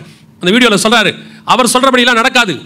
மார்ச் மாசம் 22 லாக்டவுன், ஏப்ரல் மாசம் 1 நம்ம கம்யூனியன் எடுக்க போகிறோம். அவர் சொன்னார், கம்யூனியன் எடுக்க போகிறோம், எல்லாம் தயாரா இருங்க, 8 நாள்ல எல்லாம் சரியாயிரும். அதுக்கு அடுத்த நாள் வீடியோ போடுறதுக்கு நாங்கள் ரெடி ஆயிட்டோம். ஆவியானவர் சொன்னார், அவங்ககிட்ட சொல்லு 6 மாசம் சர்ச்சை திறக்காதுன்னு. அந்த வீடியோ இருக்கு, நீங்க வேணா போய் பாருங்க. 23 மார்ச் மாசம் 24 போட்ட வீடியோ. ஆண்டவர் சொன்ன வார்த்தை, 6 மாசம் சர்ச்சை திறக்காது. கரெக்டா சபை எப்போ திறந்து தெரியுமா? செப்டம்பர் மாசம் 1 தான் சபை திறப்பதற்கு அனுமதி கொடுக்கப்பட்டது. கர்த்தர் சபையை மூடி போட்டார். காரணம் என்ன? சபைக்குள்ளே கர்த்தருக்கு பிரியமில்லாத அருவருப்புகள், கர்த்தருக்கு பிரியமில்லாத ஆட்டம், கொண்டாட்டம், பாட்டம் எல்லாம் சபை. அதாவது இஸ்ரவேல் ஜனங்களை பார்த்தீங்கன்னா, மோசே மலைக்கு மேலே போயிடுவாரு, கீழே இவங்க என்ன பண்ணிட்டு இருந்தாங்களாம்? புசித்து குடித்து புசிக்கவும் குடிக்கவும் உட்கார்ந்து விளையாடவும் எழுந்திருத்தார்கள். சரி, இது பழைய ஏற்பாட்டுலங்க. புதிய ஏற்பாடு அப்படிலாம் இல்ல. கிருபை என்ன இருக்கு? என்ன இருக்கு? இந்த காலகட்டத்தை மாதிரி இந்த கிருபையை கேவலப்படுத்துற காலகட்டம் வேற ஒண்ணுமே கிடையாது. பண்ற அநியாயத்தில் பண்ணிவிட்டு கிருபை என்ன வேணா செய்யலாம், ஆனா கிருபை எவன் சொன்னா? புதிய ஏற்பாட்டில் இன்னும் ஸ்ட்ராங், பழைய ஏற்பாட்டை விட புதிய ஏற்பாடு இன்னும் ஸ்ட்ராங். புசிக்கவும் குடிக்கவும் உட்கார்ந்து விளையாடவும் எழுந்திருத்தார்களே, 1 கொரிந்தியர் 10 பவுல் எழுதுறாரு, அதே காரியத்தை திருப்பி எழுதுறாரு. அவர்கள் புசிக்கவும் குடிக்கவும் உட்கார்ந்து விளையாடவும் எழுந்திருத்தார்கள், அவர்களில் அநேகர் வனாந்தரத்திலே மாண்டு போனார்கள். இப்பவும் சொல்றேன், சபைக்குள்ள கர்த்தருக்கு பிரியமில்லாத காரியம் நடக்கக்கூடாது. சபை சந்தோஷமான இடம். என்ன சந்தோஷம் தெரியுமா? பரலோகத்தின் சந்தோஷத்தை வெளிப்படுத்துகிற இடம். இது வேற எங்கேயுமே கிடைக்காது. நாங்கள்லாம் சபைக்கு வரும்போது அவ்வளோ இன்ட்ரெஸ்டா ஜாலியாக ஓடி வருவோம். சங்கீதக்காரன் சொல்றாங்க, வாருங்கள் ஆலயத்துக்கு போவோம் என்ற போது நான் 6 மணிக்கு ஆராதனைனா 5:45 வந்துடுவோம். அப்போல்லாம் உங்களை மாதிரி நமக்கு இப்போ இருக்கிற மாதிரி ஒரு ஏசியோ அல்லது சேரோலாம் கிடையாது. எங்கள் சபை ஆரம்பத்துலலாம் பாய் போடுற சபை தான். அப்புறமா தான் ஏசி வந்துச்சு, சேர்லாம் வந்துச்சு. அந்த பாயை போடுறதுக்கு நாங்கள் ஓடுவோம். முடிச்சுட்டு பாயை சுருட்டி வைக்கிறது எங்கள் ஒரு வேலை. சபைக்கு ஓடுறதுங்கிறது அவ்வளோ ஒரு சந்தோஷமான இடம். காரணம், அங்கே டான்ஸ் கிடையாது, பாட்டு கிடையாது, கூத்து கிடையாது, ஒன்றும் கிடையாது. அங்கே பாடப்படுகிற தேவனுடைய மகிமை நிறைந்த பாடல்களும் ஆராதனையும் அதோடு கூட கர்த்தருடைய வார்த்தையும், அதுதான் கட்டப்பட்டதுக்கு. அன்னைக்கு பரிசுத்தவான்கள் அப்படி விதை போட்டதுனால நான் சொல்கிறேன், கர்த்தருடைய கிருபையினால் இன்னைக்கு ஊழியக்காரனாய் நாங்கள் வந்து நின்று கொண்டிருக்கிறோம். நீங்க அதே மாதிரி விதை இன்னைக்கு போட்டீங்கன்னா அடுத்த ஜெனரேஷன்ல நல்ல ஊழியக்காரர்கள் வந்து நிற்பாங்க. இன்னைக்கு இருக்கிறவனை சாட்டிஸ்ஃபை பண்றதுக்கு சபை நடக்க கூடாது. அடுத்த தலைமுறை உருவாக்குறதுக்கு தான் சபை நடக்கணும். கர்த்தர் அதை செய்வதற்கு தான் சபையை வச்சிருக்கிறார். அப்போ சபைக்குள்ள இது வந்த உடனே ஆண்டவர் நிறுத்திட்டார். அதனுடைய விளைவாக 6 மாசம் அப்பமும் ரசமும் வரல. ஒரு சிலர்லாம் அந்த காலகட்டத்தில் என்ன பண்ணாங்கன்னா, அதாவது நீங்க ஆண்டவர் ஒன்று செய்யறாரு, அதை கேட்கணும், ஆண்டவர்கிட்ட போயிட்டு அதுக்கேற்ற மாதிரி மனம் திரும்பணும், மாத்திக்கணும். அதான் நல்லது. பாருங்க, இஸ்ரவேல் ஜனங்க என்ன பண்ணுவாங்க தெரியுமா? கானானுக்கு போ அப்படின்னு சொன்னா உள்ள போய் பார்த்துட்டு வந்து சொல்லுவான், ஐயோ உள்ள ராட்சதர்கள் இருக்கிறாங்க, உள்ள போனா உதப்பாங்க, நாங்க போக மாட்டோம்பா. சரி, ஆண்டவர் சொல்லுவார், சரி நீ போய் சுத்தி வா, ஒரு 40 வருஷம் கழிச்சு வா, அதுக்குள்ளே நான் இவனெல்லாம் க்ளோஸ் பண்ணி வைக்கிறேன்னு சொல்லுவார். இப்போ சொல்லுவான், 40 வருஷமா? அது முடியாது, நாங்கள் இப்போவே போகிறோம். கர்த்தர் போக சொன்ன போது இவன் என்ன செய்யல, போல. சரி, 40 வருஷம் கர்த்தர் போவேனான்ட்டாரு. இப்போ என்ன சொல்றான்? நம்ம ஆட்களும் இன்னைக்கு அப்படித்தான். ஆண்டவர் ஒழுங்காக கம்யூனியன் கொடுத்திருந்த காலத்தில் கம்யூனியன் எடுக்கிறது இல்லை. கம்யூனியன்ல ஒரு நிர்விசானம், ஒரு ஆயத்தம் கிடையாது. எடுக்கிறதுல அவ்வளோ ஒரு நிர்விசானம் இருந்துச்சு. சரி, கர்த்தர் பார்த்தாரு, சரி கம்யூனியன் நிறுத்திடுவோம் கொஞ்ச நாளைக்கு, டெம்பரவரியா, நீங்க அதில் கொஞ்சம் மனம் திரும்பி எல்லாம் சரி வந்தோட நான் கொடுக்குறேன் அப்படின்னு ஆண்டவர் சொன்னா, உடனே நம்மளுக்கு கம்யூனியன் மேல பாசம் பொத்துக்குச்சு. ஐயோ, கம்யூனியன் எடுக்காம ஏப்ரல் மாசம் எப்படி போகும்? 2020 உடனடியாக எப்படி பாருங்க, ஆன்லைன் கம்யூனியன். நான் கம்யூனியன் வீட்டுக்கே டோர் டெலிவரி. உங்க வீட்டுக்கு நீங்க ஃபோன் பண்ணா போதும், அப்பமும் ரசமும் வீடு தேடி வரும். எனக்கு பயங்கர ஆச்சரியம், என்னடா கம்யூனியன் மேல இவங்களுக்கு இவ்வளோ பாசம், இப்படி கம்யூனியனை டோர் டெலிவரி பண்ற அளவுக்கு வந்துட்டாங்களே, அப்படின்னா கம்யூனியன் டோர் டெலிவரி பண்ணலாமான்னு யோசிக்கும் போதே கீழே போடுறாங்க, உங்களுக்கு கம்யூனியன் கொடுத்தாக்கி விட்டது, தசமா காணிக்கை இந்த அக்கௌண்ட்டுக்கு அனுப்பிடுங்க. இவன் ஏன் அனுப்புனாங்கிறத அப்பதான் கண்டுபிடிச்சேன். ஆண்டவர் ஒரு காரியத்தை நிறுத்த சொன்னா என்ன பண்ணிடணும்? நிறுத்திடணும். குடுன்னு சொன்னா அந்த நிறுத்த சொல்லும் போது ஆண்டவர்கிட்ட ஜெபம் பண்ணணும். ஆண்டவர் ஏன் நிறுத்த சொன்னீங்க, நாங்க என்ன தப்பு பண்ணோம், சபை தரக்கு அனுமதி கொடுங்க அப்படின்னு நீங்க கேட்கும் போது கர்த்தர் என்ன பண்ணுவாரு? திருப்பி மனம் இறங்கி நினிவே ஜனங்களுக்கு இறங்கின மாதிரி இறங்க போறாரு. ஆனா இங்க அப்படி இல்லை. கம்யூனியன் இல்லாட்டி ஏன் கவலைப்படுறீங்க? நாங்க டோர் டெலிவரி பண்ணிடுறோம், ஸ்விக்கியில் அனுப்பி விட்டுறோம், நாங்க கொரியரில் அனுப்பிடுறோம். என்ன அநியாயங்கிறீங்க? இந்த கொரோனா வந்ததுல ஒரு சில காரியங்கள் ஸ்பிரிச்சுவலி ரொம்ப மோசமாயிருச்சு. அதில் ஒன்றும் கேட்டிங்கன்னா, இந்த ஆன்லைன் சர்ச் வந்துச்சு, இந்த ஆன்லைன் கம்யூனியன் வந்துச்சு, அதெல்லாத்தையும் தாண்டி ஆன்லைன் பேப்டிசம் வந்துச்சு. கேட்டிருக்கு பார்த்தீங்களா? அதை ஆன்லைன் பேப்டிசம். எப்படி ஆன்லைன் பேப்டிசம்? உள்ள போய் பார்த்தா பாஸ்டர் பக்கெட் தண்ணியோட நிற்கிறார், அனௌன்ஸ் பண்றாரு, நீங்களும் தண்ணி எடுத்துக்கொள்ளுங்கள். பிதா குமாரன் பரிசுத்தாவின் நாமத்தினால் தண்ணி தூக்கி மண் மேல தலை மேல கொட்டிக்கிட்டார். சொல்றாரு, நீங்களும் கொட்டிக்கொள்ளுங்கள். ஞானஸ்நானம் எடுத்தாச்சு. ஆன்லைனில் நடக்காதது ஒன்றே ஒன்று தான். என்ன தெரியுமா? ஆன்லைன் அடக்காராதனை. அது மட்டும்தான் நடக்கலை. ஏன்னா அது நடக்கணும்னா கொஞ்சம் காரியம் செய்யணும். பாருங்கள், இதோ 6க்கு 3 குழி வெட்டி இருக்கிறேன், நீங்களும் வெட்டுங்கள். இதோ பாருங்கள், நான் படுத்திருக்கிறேன், அதே மாதிரி நீங்களும் படுத்துக்கொள்ளுங்கள். இதோ என் மேல் மண்ணள்ளி போடுகிறார்கள், உங்கள் மேலேயும் மண்ணள்ளி போட்டுக்கொள்ளுங்கள். இந்த கொரோனா நேரத்தில் நடக்காத ஒரே ஒரு குடும்பம் இந்த ஆன்லைனில் அடக்காராதனை மட்டும்தான். ஆண்டவர் ஒரு காரியத்தை நிறுத்துறாருன்னா முதல்ல நம்ம என்ன செய்யணும்? அதுக்கு ஏன் நிறுத்துறாருன்னு கேட்கணும். பஞ்சம் வந்தால் ஏன் பஞ்சம் வந்துச்சுன்னு கேட்கணும். கொள்ளை நோய் வந்தால் ஏன் வந்துச்சுன்னு கேட்கணும். அதுதான் தேவ பிள்ளைகளுக்கும் உலகத்தில் உள்ளவங்களுக்கும் வித்தியாசம். ஆண்டவர் நிறுத்திட்டார். கர்த்தருடைய பெரிய கிருபை நான் உங்களுக்கு சொல்கிறேன். இந்த தமிழ்நாடு, கேரளா, இந்த ரெண்டு மேலேயும் எல்லாத்து மேலேயும் கர்த்தருடைய கிருபை இருக்குது. நான் இங்கே இருக்கிறதுனால சொல்கிறேன், நம்ம தமிழ்நாடுன்றதுனால இந்த தமிழ்நாடு மேலேயும் கேரளா மேலேயும் கர்த்தருடைய பெரிய கிருபை ஒன்று இருக்கிறது. இந்த யோசுவா சொல்வார், அவர்களை காத்த நிழல் விலகிற்று அப்படிம்பார் கானானியர்கிட்ட சொல்லும்போது. அப்படி ஒரு நிழல் உங்களையும் என்னையும் இன்னும் காப்பாற்றி கொண்டே இருக்கிறது. ஆல் ஓவர் இந்தியாவில் கம்பேர் பண்ணிங்கன்னா இந்த கேரளா மேலேயும் தமிழ்நாடு மேலேயும் ஒரு நிழல் இருக்க தான் செய்யுது. நான் இப்போதையும் சொல்லலை, ரொம்ப வருஷமாக சொல்கிறேன். இந்த தமிழ்நாட்டை எப்படியாவது பிடிச்சி அவங்க மாற்றி அந்த மாதிரி செஞ்சிடணும், இப்படி செஞ்சிடணும்னு சொல்லி அப்படியே தலையாய தண்ணி குடிக்குது ஒரு குரூப்பை. நீங்கள் புரிஞ்சுக்கிட்டாலும் சரி, புரிஞ்சிக்க விட்டாலும் சரி, அது உங்கள் இஷ்டம். தலையால தண்ணி குடிக்கிறாங்க, என்னென்னவோ பண்ணி பார்க்குறாங்க. ஆனால் இங்கே ஒன்று கூட விளங்க மாட்டேங்குது. நான் சொல்கிறது ஒன்று கூட விளங்கவே இல்லை, மொத்தம் போச்சு. ஆமாம், நிஜம்தான். என்ன பண்ணாலும் சரி, இது மட்டும் மாட்டவே மாட்டேங்குது. அவங்களுக்கும் புரியவும் மாட்டேங்குது. இவனுக்கு ஒன்றும் பார்த்தா அவ்வளோ அறிவாளியா இல்லையே. ஆனால் எப்படி இங்கே மட்டும் நம்மளுடைய பருப்பு வேகவே மாட்டேங்குது? நம்மளும் குக்கரில் போட்டு பார்க்குறோம், மிக்சியில் போட்டு பார்க்குறோம், 3 விசில் வைக்கிறோம், 5 விசில் வைக்கிறோம், ஆனாலும் இந்த பருப்பு வேகவே இல்லையே. என்ன காரணம்? அவங்களுக்கு இன்னும் தெரியல. இந்த கேரளாவும் இந்த தமிழ்நாடும், தோமா என்கிற பரிசுத்தவானுடைய முதல் ஸ்டெப்பு கேரளா, கடைசி ஸ்டெப்பு தமிழ்நாடு. அந்த ஆள் உள்ள நுழையும் போது வச்சது கேரளாவில், ஆண்டவர்கிட்ட போகும்போது காலை வச்சது, தோமா காலை வச்சது சென்னையோடைய பார்டர் கடற்கரை கிட்ட. இந்த 2 ஸ்டெப்புக்குள்ள நான் சொல்லுகிறேன், கர்த்தருடைய கிருபையினால தமிழ்நாடும் கேரளாவும் பாதுகாக்கப்பட்டு கொண்டே இருக்கிறது. ஆண்டவர் வரதுக்கு நேரமும் ஆயிடுச்சு. வர்ற வரைக்கும் இவங்களால இதை ஒன்றும் பண்ணவே முடியாது. வேற எதை வேணாலும் எங்க வேணாலும் செஞ்சுக்கிட்டோம். இது யாருடைய பாதுகாப்பிலும் இது இல்லை, கர்த்தருடைய பாதுகாப்பு. செட்டைகளின் மறைவிலே வைத்து ஆண்டவர் பாதுகாத்துட்டு இருக்காரு.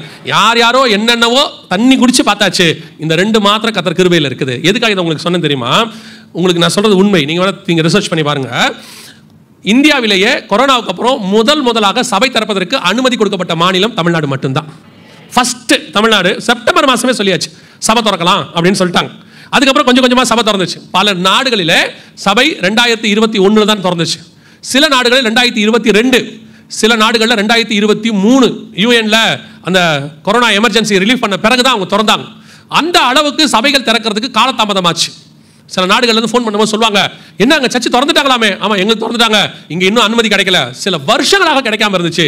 2023க்கு பிறகுதான் பல நாடுகளிலே சபை முழுமையாக திறப்பதற்கு அனுமதி கொடுக்கப்பட்டது. ஆனால் தமிழ்நாட்டில் 6 மாசத்துல கர்த்தர் சபை திறக்க அனுமதி கொடுத்தார். கர்த்தர் நம்மள் வைத்த கிருபை பெரியது. இப்போ சொல்றேன், கர்த்தர் நம்மை அதிகமாய் நேசிக்கிறார்.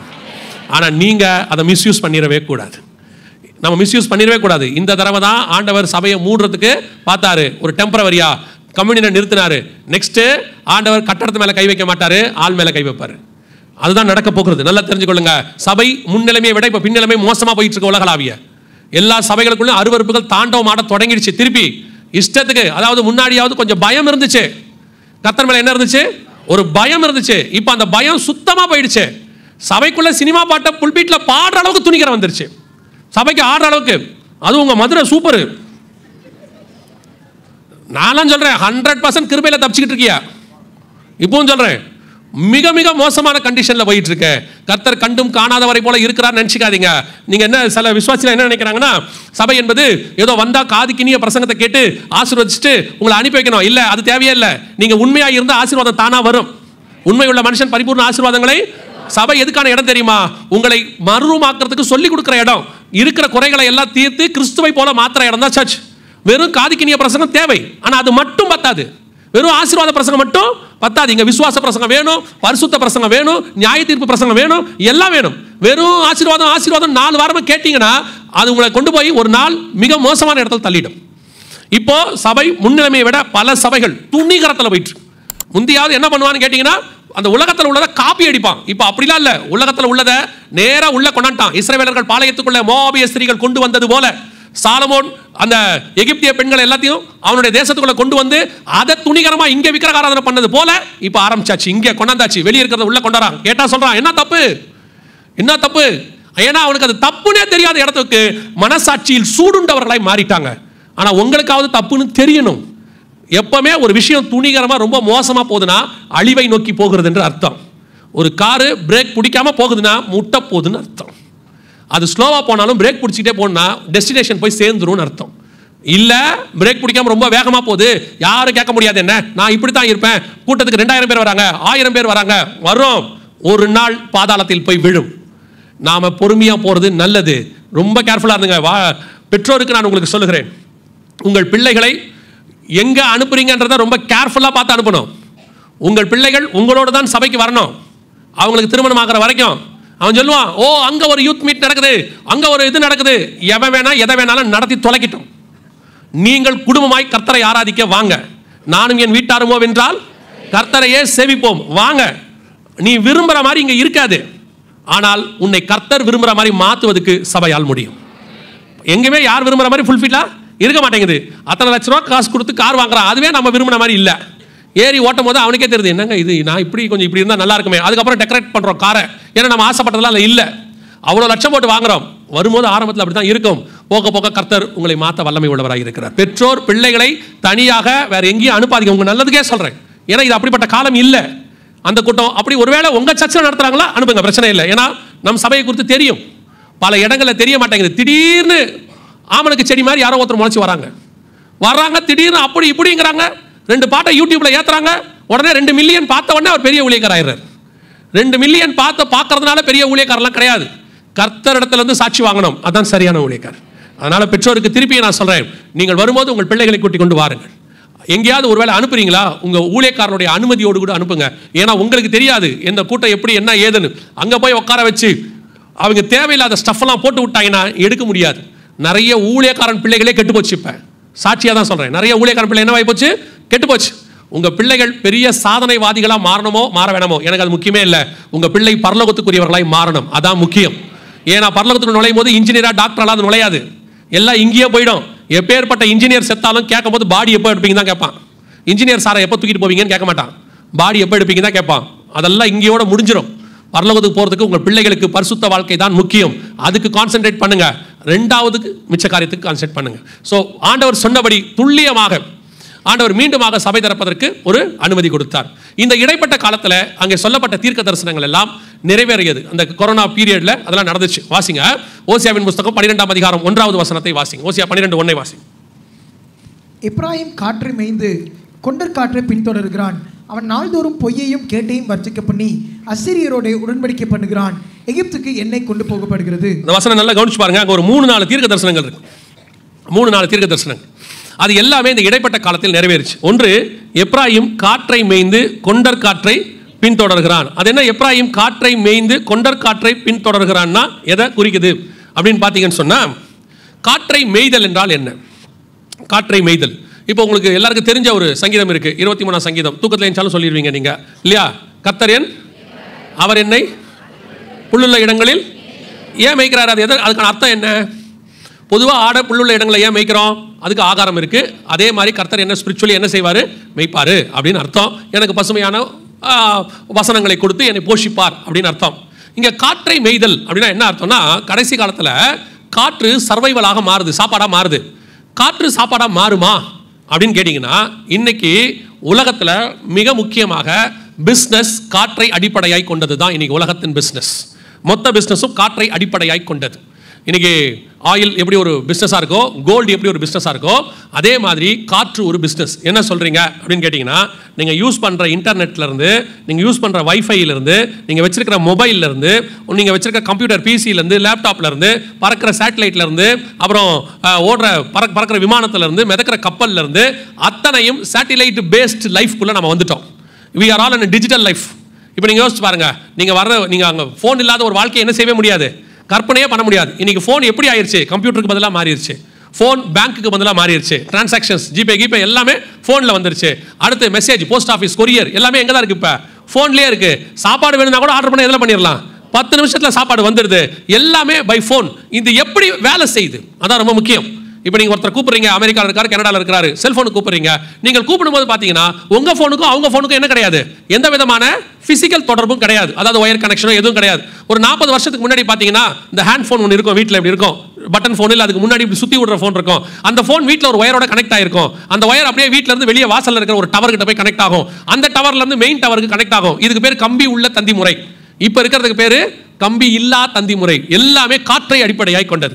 வாட்ஸ்அப்பில் நீங்கள் ஒரு வீடியோ அனுப்புறீங்க, ஒரு ஃபோட்டோ இமேஜ் அனுப்புறீங்க, மெசேஜ் அனுப்புறீங்க, ஃபேஸ்புக், இன்ஸ்டாகிராம் எல்லாத்துலையும் அனுப்புறீங்க. எல்லாம் எப்படி இமிடியேட்டாக அடுத்த நிமிஷம் அமெரிக்காவுக்கு போயிடுது. அங்கே வெயிட் பண்ணிட்டே சொல்கிறாங்க, உங்கள் பாஸ்போர்ட் காப்பியை கொஞ்சம் அனுப்புங்க அப்படிங்கிறாங்க. அனுப்புகிறோம், அடுத்த செகண்ட் ஒரு 3 to 4 seconds அங்கே போயிடுது. அவங்க சொல்கிறாங்க ரிசீவ் பண்ணிட்டோம். எப்படி போகுது? எது மோட் ஆஃப் டிராவல் எது அப்படின்னு பார்த்தீங்கன்னா, இந்த மோட் ஆஃப் டிராவல் முழுக்க முழுக்க காற்று. இந்த காற்றை அடிப்படையாய் கொண்டு தான் அத்தனையும் செயல்படுது. அதுதான் காற்றை மேய்தல். காற்று தான் சம்பாத்தியம், காற்று தான் சாப்பாடு.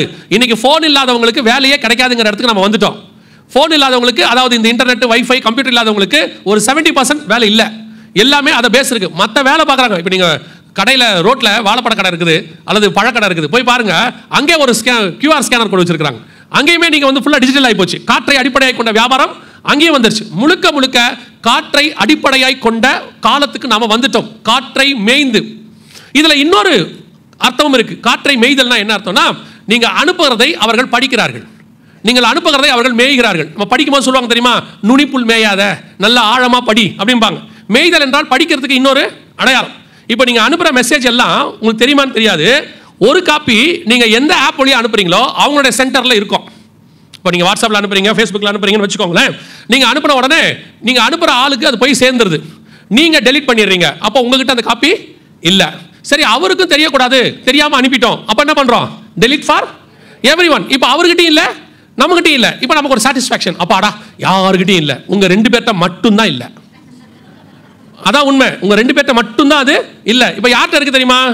நீங்கள் யார் வழியா மோட் அனுப்புனீங்க, வாட்ஸ்அப்போ ஃபேஸ்புக்கோ, அவங்ககிட்ட ஒரு காப்பி கண்டிப்பாக இருக்கும். இது எப்படி சொல்கிறீங்க அப்படின்னு கேட்டிங்கன்னா, நீங்கள் அந்த வாட்ஸ்அப்பை, அந்த ஆப்பை டவுன்லோட் பண்ணும்போது அவங்க சில டேர்ம்ஸ் அண்ட் கண்டிஷன்ஸ் போட்டு அக்ரின்னு கேட்பாங்க. நீங்கள் என்னைக்காவது அதை படிச்சிருக்கீங்களா? No chance. சரி, நீங்கள் ஃபோன் வாங்கி புதுசாக வாங்கினோட ஃபோனை ஆன் பண்ணுறீங்கல்ல, அது ஒரு 2-3 கேள்வி கேட்கும். படிச்சிருக்கீங்களா?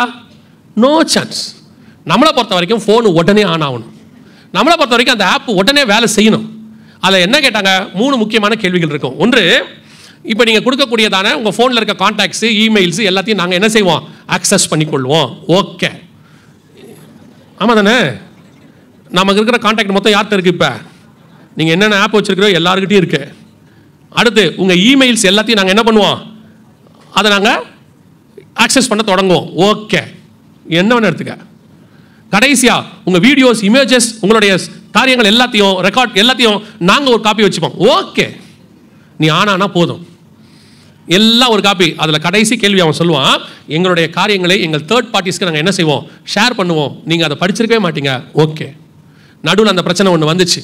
யூஎஸ் செனட்டில் கூகுளோடைய CEO கூப்பிட்டு கேட்டாங்க, உங்ககிட்ட இருக்கிறது எல்லாமே சேஃபாக இருக்கா, யாருக்கிட்டையாவது போகுமா? அவர் சொன்னார், தேர்ட் பார்ட்டிஸ்க்கு போகும், அவங்களுக்கு போகும். ஏன்னா அவங்க பெர்மிஷனோட தான் நாங்கள் அனுப்புகிறோம். அவங்க பெர்மிஷன் பண்ணாட்டி நாங்கள் அனுப்ப மாட்டோம். நீங்கள் பெர்மிஷன் என்னைக்காவது அனுப்பாமல் இருக்கீங்களா? நாம் கொடுத்தாச்சு. இப்போ நீங்கள் உங்களுடைய நம்மளுடைய எல்லா டீட்டெயிலும் யாரோ ஒருத்தர் கையில் என்ன செய்யுது இருக்கு. நீங்கள் டெலிட் பண்ணிட்டாலும் அப்படிலாம் நீங்கள் சொல்லாதீங்க, வாய்ப்பே இல்லை. இப்போ கவனிங்க, நீங்கள் பாஸ்வேர்டு மறந்துட்டீங்க. இப்போ பாஸ்வேர்டு கண்டுபிடிக்கணும், என்ன செய்யலாம்? Forget password. இப்போ ஃபர்கெட் பாஸ்வேர்ட் கொடுத்தோடனே அவங்க ஒரு பாஸ்வேர்ட் கொடுக்குறாங்க, OTP, ஒன் டைம் பாஸ்வேர்ட். அதை வச்சுட்டு உள்ளே போகலாமா? போக முடியாதா? அந்த ஒன் டைம் பாஸ்வேர்டை வச்சு நீங்கள் போகலான்னா அவன் போகலாமா? போக முடியாதா? அப்புறம் என்ன அதுக்கு பேர் பாஸ்வேர்டு? நான் கேட்கறது புரியுதா? இது நமக்கு நாமே வச்சிருக்கிற ஐவாஷ். நமக்கு இருக்கிற ஒரே இது என்ன? நான் பாஸ்வேர்ட் போட்டு வச்சிருக்கேன், யாருக்கும் தெரியாது. ஆமாம், பெரிய பாஸ்வேர்டு. சில ஆட்கள்லாம் இந்த பேட்டர்ன் போட்டு வச்சுருப்பாங்க ஃபோனில், தூக்கி இப்படி பார்த்தா அந்த பேட்டர்ன் நல்லா தெரியும். இதுக்கு பேர் ஒரு ஸ்ட்ராங் பேட்டர்ன், யாருக்கும் தெரியாமல் போட்டு வச்சுருக்கிறாங்க. கவனிங்க, நீங்கள் எதுக்கு உங்களுக்கு சொல்ல வரேன்? இந்த வசனம் சொன்னபடி காற்றை மேய்கிற காலம் வந்து விட்டது. கொண்டர் காற்று அப்படின்னா என்ன அர்த்தம்னா, the wind from east அப்படின்னு அர்த்தம். ஆங்கிலத்தில் வாசிச்சு பாருங்க, wind from east, கிழக்கிலிருந்து வீசக்கூடிய காற்று. கடைசி காலத்தில் கிழக்கிலிருந்து வீசக்கூடிய காற்றை தான் ஆளுகை செய்யும் ஜனங்கள் அதை பின்தொடர்வார்கள் இருக்கு. அதுக்கு ஒரு சத்தியம் இருக்கு. தானியேல் 7ஆம் அதிகாரம் 2-3 வசனத்தில் 4 காற்று வீசும், அந்த சமுத்திரத்திலிருந்து 4 காற்றுகள் வீசும்னு. ஈஸ்ட், வெஸ்ட், நார்த், சவுத்துல இருந்து ஒவ்வொரு காத்துக்கு ஒரு பேர் உண்டு. வடக்கிலிருந்து வீசினா அதுக்கு பேர் வாடை காற்றின் பேரு, தெற்கிலிருந்து வீசினா அதுக்கு பேர் தென்றல்னு பேரு, கிழக்கிலிருந்து வீசினா அதுக்கு பேர் கொண்டர் காற்றின் பேரு. இது ஒவ்வொன்றுக்கும் பின்னாடியும் ஒரு பவர், ஒரு சக்தி அல்லது ஒரு விதமான ஆளுமை வரும். அது கடைசி காலத்தில் ஃப்ரம் ஈஸ்ட் அதுதான் ஆளுகை செய்ய போகிறது. கிழக்கிலிருந்து வரக்கூடிய வெளிப்படுத்தல் 16ஆம் அதிகாரத்தில் நீங்கள் வாசிச்சு பார்த்தீங்கன்னா 12-13 வசனத்துல இருந்து சூரியன் உதிக்கும் திசையிலிருந்து ராஜாக்கள் வருவாங்கன்னு இருக்கும். சூரியன் உதிக்கும் திசைனா கிழக்கு, ஃப்ரம் ஈஸ்ட். உங்களுக்கு தெரியும் நினைக்கிறேன், ஒரு வேளை தெரிஞ்சுக்காட்டியும் பரவாயில்ல. இது வரைக்கும் நீங்கள் யூஸ் பண்ண 4G எல்லாமே ஃப்ரம் வெஸ்ட். வெஸ்டோடைய கண்டுபிடிப்பு 5G அண்ட் 6G வரப்போது. 5G அண்ட் 6G பார்த்தீங்கன்னா முழுக்க ஃப்ரம் ஈஸ்ட். இது ஹுவே நிறுவனம் தான் கண்டுபிடிச்சது 5G, சைனீஸ். இப்போ இதுதான் டோட்டல் வேர்ல்டை டேக் ஓவர் பண்ணிட்டு இருக்குது. இனி அடுத்து ஜப்பானீஸ் 6G வரப்போகுது. ஸோ உலகம் முழுக்க கொண்டர் காற்று ஃப்ரம் ஈஸ்ட் கடைசியாக டேக் ஓவர் பண்ணுற காலகட்டத்துக்குள்ளே நாம வந்திருக்கிறோம். இதில் நீங்கள் நானும் சேஃபாக இருக்க வேண்டிய விஷயம் என்னன்னா, நீங்கள் அனுப்ப வேண்டிய மெசேஜ் எதுவோ அதை மட்டும் அனுப்பிட்டு நீங்கள் தேவையில்லாததை அனுப்பாமல் இருந்தீங்கனாலே போதும். இன்னைக்கு என்ன நடந்துட்டு இருக்குன்னா, என்ன தேவை இருக்குதோ இல்லையோ சும்மாவாவது ஒரு நாளைக்கு மெசேஜ் அனுப்பல. சில ஆட்களுக்குலாம் மெசேஜ் ஃபோபியான்னு ஒன்று இருக்குது. 10 நிமிஷத்துக்கு ஒரு தடவை ஃபோன் எடுத்து பார்ப்பாங்க, மெசேஜே வரலையே. நம்ம ஃபோன் வாங்கின காலத்தில் மெசேஜ் வந்தோம் டங்குன்னு அடிக்கும், அடிச்சாதான் மெசேஜ் எடுத்து செய்வோம், எடுத்து பார்ப்போம். இப்போ அப்படி இல்லை, 5 நிமிஷத்துக்கு ஒரு தடவை அவங்களே எடுத்து பார்க்குறாங்க, என்ன மெசேஜ் எதாவது வந்திருக்குதா. அப்புறம் வரலன்னா அவனுக்கு டென்ஷன் ஆகுது, ஏன் யாருமே எனக்கு மெசேஜ் அனுப்பலை. அப்புறம் ஃபோன் பண்ணி கேட்குறான், வாட்ஸ்அப் வேலை செய்தா, எனக்கு ரொம்ப நேரமாக மெசேஜே வரல. எவ்வளோ ஃபோபியா ஆயிடுச்சு பாருங்க அவனுக்கு. மெசேஜ் வராட்டி அவனுக்கு ஒரு மாதிரி இருக்குது, ஏன் வரல, எதனால நடக்கலை அப்படின்னு. உங்கள் மெசேஜ்கள் எல்லாம் படிக்கப்படுகிறது, உங்கள் மெசேஜ்கள் கண்காணிக்கப்படுகிறது, உங்கள் மெசேஜஸ் ஒரு இடத்தில் ஸ்டோர் பண்ணப்படுகிறது.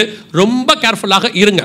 அதுதான் நான் உங்களுக்கு சொல்கிறேன். நான் சொல்கிறத நீங்கள் வேணால் ட்ரை பண்ணி பாருங்கள். சும்மா உங்களுடைய வாட்ஸ்அப்பில் யாருக்காவது உங்கள் ஃப்ரெண்ட்ஸுக்கு ஏதாவது ஒரு பிராண்டடாக உள்ளதான ஒரு விஷயத்தை அனுப்பி பாருங்க. எனக்கு இந்த பிராண்ட் வேணும், அல்லது இந்த பிராண்ட் ஷூஸ் வேணும், இல்லை இந்த ஷர்ட் வேணும், அல்லது இப்படி ஒரு கார் தேடுறேன், இப்படி ஏதாவது அனுப்பி பாருங்க. ஒரு தடவைக்கு 2 தடவை அனுப்புங்க, 2 தடவைக்கு 3 தடவை அனுப்புங்க. அடுத்த 24 ஹவர்ஸ் அல்லது 48 ஹவர்ஸ்க்குள்ள நீங்கள் யூஸ் பண்ணுற ஏதாவது ஒரு மீடியாவில், அது மெயிலோ அல்லது ஃபேஸ்புக்கோ ஏதோ ஒன்றில் அந்த நீங்கள் கேட்ட பொருளுடைய விளம்பரம் ஒன்று வரும். நீங்கள் செக் பண்ணி பார்த்துறீங்களா? யாராவது பார்த்துறீங்களா? யாருமே பார்த்தது இல்லையா? பார்த்துறீங்களா? செக் பண்ணி பாருங்கள், அது விளம்பரம் வரும். இப்போ நீங்கள் அதை எப்படி நினைப்பீங்கன்னா, இதைத்தான் நான் தேடிக்கிட்டே இருந்தேன். கொஞ்சம் ஸ்பிரிச்சுவல் பர்சன் இருந்தால் எப்படி நினைப்பாருன்னா, கர்த்தர் நான் நினைச்சதை காட்டிட்டார், இது தேவ சித்தம் தான். ஏன்னா ஒரு பயங்கர எல்லாத்தையுமே எப்படி பார்க்குறாரு, ஸ்பிரிச்சுவலாக பார்க்கறதுனால நான் இதைத்தான் தேடிக்கிட்டு இருந்தேன், கர்த்தர் காட்டிட்டார். இல்லை இல்லை இல்லை, நீங்கள் அனுப்புகிற ஒவ்வொரு மெசேஜும் என்ன செய்யப்படுது, படிக்கப்படுகிறது. ரொம்ப கேர்ஃபுல்லாக இருங்க, தேவையில்லாததை அனுப்பாதீங்க. அவங்களே சொல்கிறாங்க, முக்கியமான பாஸ்வேர்ட்ஸ் எல்லாம் ஃபோனில் என்ன செய்யாதீங்க, வைக்காதீங்க. பேங்க் அக்கௌண்ட் ஃபோனில் அவங்களே சொல்கிறாங்க. ஏன் அப்படின்னு கேட்டிங்கன்னு சொன்னால், முழுவதும் ஒரு சேஃப் இல்லாத இடம் தான் உங்கள் ஃபோன். உங்கள் ஃபோன் என்பது ஒரு சேஃப் இல்லாத இடம். அது உள்ள நீங்கள் எல்லாத்தையும் வைக்கிறீங்க, தேவையில்லாது. ஒரு சிலர்லாம் பார்த்தீங்கன்னா இந்த செல்ஃபின்னு ஒன்று வந்திருக்கு, இது அதை மாதிரி ஒரு என்ன செய்யறது, என்ன சொல்கிறதுனே தெரியல, அப்படி ஒன்று இருக்குது. ஒரு நாளைக்கு 100 தடவை கோணல் மானலாக ஃபோட்டோ எடுத்துக்கிட்டே இருக்குது. இப்படி எடுக்குது, இப்படி எடுக்குது, அப்புறம் அதுக்கே பிடிக்கல டெலீட் பண்ணுது, திருப்பி இந்த பக்கம் வச்சு எடுக்குது, எடுத்து பார்க்குது. அதுவும் எதுக்கு அவ்வளோ எடுப்பியா ஃபோட்டோ? நான் ஸ்பிரிச்சுவலாகவே வசனத்தின்படியே சொல்கிறேன். செல்ஃபியெல்லாம் வந்து கடைசி காலத்தில் ஒரு விதமான உங்களை வந்து கர்த்தரை வந்து டைவர்ட் பண்ணுறது. தீமோத்தேயுக்கு எழுதும்போது பவுல் சொல்வார், 2 தீமோத்தேயு 3ஆம் அதிகாரம் 1-2 வசனங்கள் வாசிங்க பார்ப்போம். தீமோத்தேயுக்கு எழுதின 2வது நிருபம் 3ஆம் அதிகாரம் 1-2 வசனம். மேலும் கடைசி நாட்களில் கொடிய காலங்கள் வரும் என்று அறிவாயாக. நல்லா கவனிங்க, கொடிய காலங்கள் வரும் என்று கடைசி நாட்களில். எப்பேற்பட்ட ப்ராஃபஸி எழுதுறார் பாருங்க. கடைசி நாட்களில் கொடிய காலங்கள் வரும் என்று அறிவாயாக. எப்படி எனில் மனுஷர்கள் தற்பிரியராயும். ஃபர்ஸ்ட் பாயிண்ட், மனுஷர்கள் என்னவா இருப்பாங்க? தற்பிரியம்னா என்ன? செல்ஃபி. நாமே தற்பிரியம், அப்படியே பார்க்கறது, இப்படி பார்க்கறது, அப்படி பார்க்கறது, எடுக்கிறது. அதாவது நீங்கள் ஃபோட்டோ எடுக்கிறத நான் தப்பாக சொல்லலை, எதுக்கு அவ்வளோ எடுக்கிறீங்க? இந்த ஃபோட்டோ ஃபோபியா இப்போ வந்து அப்படி ஆயிட்டு இருக்கு. ஹோட்டலுக்கு போய் உட்காந்தோம்னா முந்தியெல்லாம் சாப்பாடு வந்தோடனே எல்லாம் செஞ்சு ஜாமம் தானே பண்ணுவோம். இப்போ வந்த உடனே இப்படி எடுக்குது, ஜாம் பண்ணுறதே இல்லை. கையை வைக்க இருங்க, கையை வச்சிடாதீங்க. எடுத்து உடனடியாக ஸ்டேட்டஸோ இல்லை யாருக்கோ, பத்தியா வி ஆர் இன் மெக்டொனால்ட்ஸ். அவன் சாப்பாட்டுக்கு இல்லாமல் இருக்கான், வயிறு எறிகிறான், பாவமாக இருக்குது. இது சாப்பிட்டு வந்தோன்னா மம்மிகிட்ட சொல், மம்மி வயிறு ஒரு மாதிரி, இது உன் வயிற்றுக்கு ஒரு பிரச்சனை, அவன் வயிறு எரிஞ்சிட்டாங்க. அவன் பார்க்குறான், நல்லா மொக்குது, நல்லா தின்னுது, எப்படி இருக்கு பாருங்க. போன உடனே அப்படி எடுத்த உடனே ஹோட்டலில் சாப்பிட்றதே இல்லை இப்பெல்லாம். எல்லாத்தையும் வச்சுட்டு வரிசையாக வச்சுட்டு டாப் ஆங்கிளில் வர எடுக்கிறாங்க உட்காந்து. எடுத்து போடுவீங்க. அதாவது நீங்கள் ஃபோட்டோ எடுக்கிறது ஒரு அளவு வேண்டாமா? ஏன் எடுக்கிறோம், எதுக்கு எடுக்கிறோம்? அன்றைக்கி ஒரு ஆள் ஸ்டேட்டஸ் வச்சிருக்காரு, நான் பார்த்தேன்.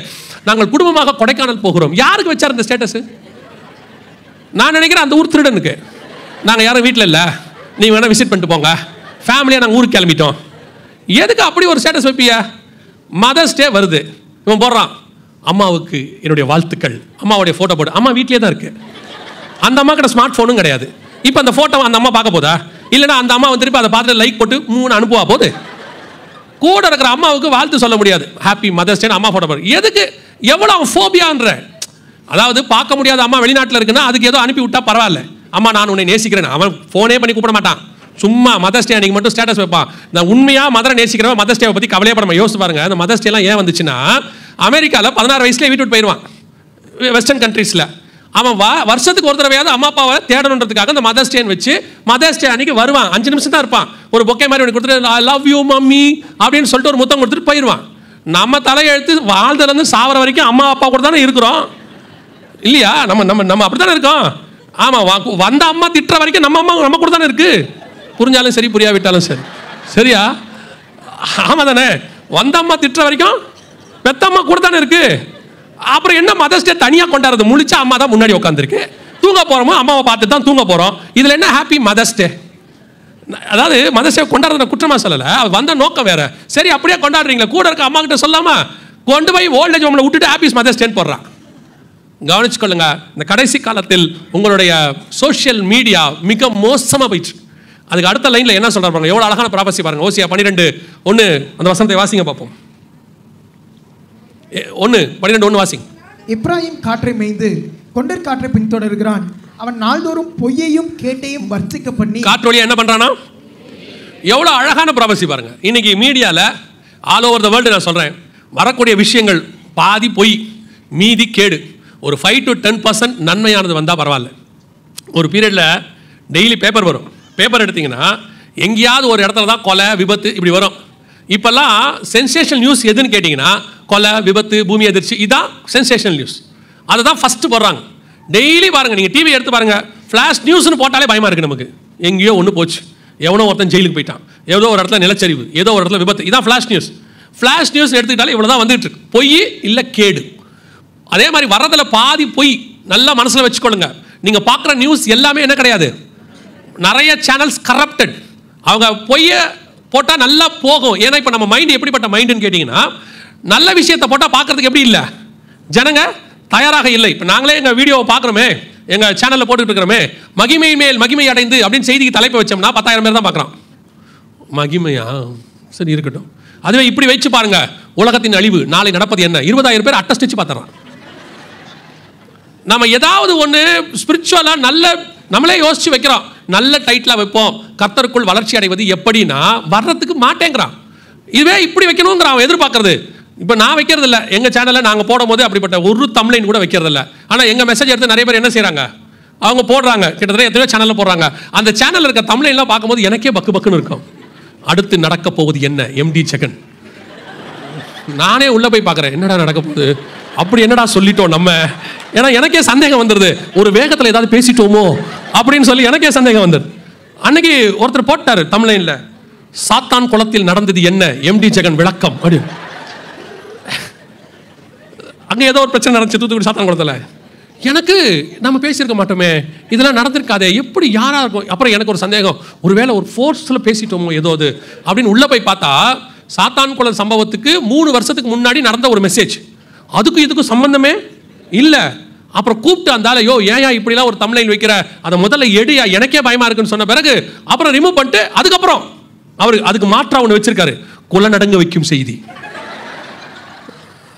அதாவது அதை எடுத்துட்டு அதுக்கு பதிலாக அவர் என்ன செய்தி வச்சிருக்காரு, குலை நடுங்க வைக்கும் செய்தி. இப்போ எப்படி இருக்கு, இப்போ அவன் இன்னும் என்ன வைக்கல, வீச்சருவாளுடன் MD ஜெகன் துரத்தினார், இவ்வளோதான் அவன் போடல, மற்றபடி எல்லாம் பர்ஃபெக்ட்.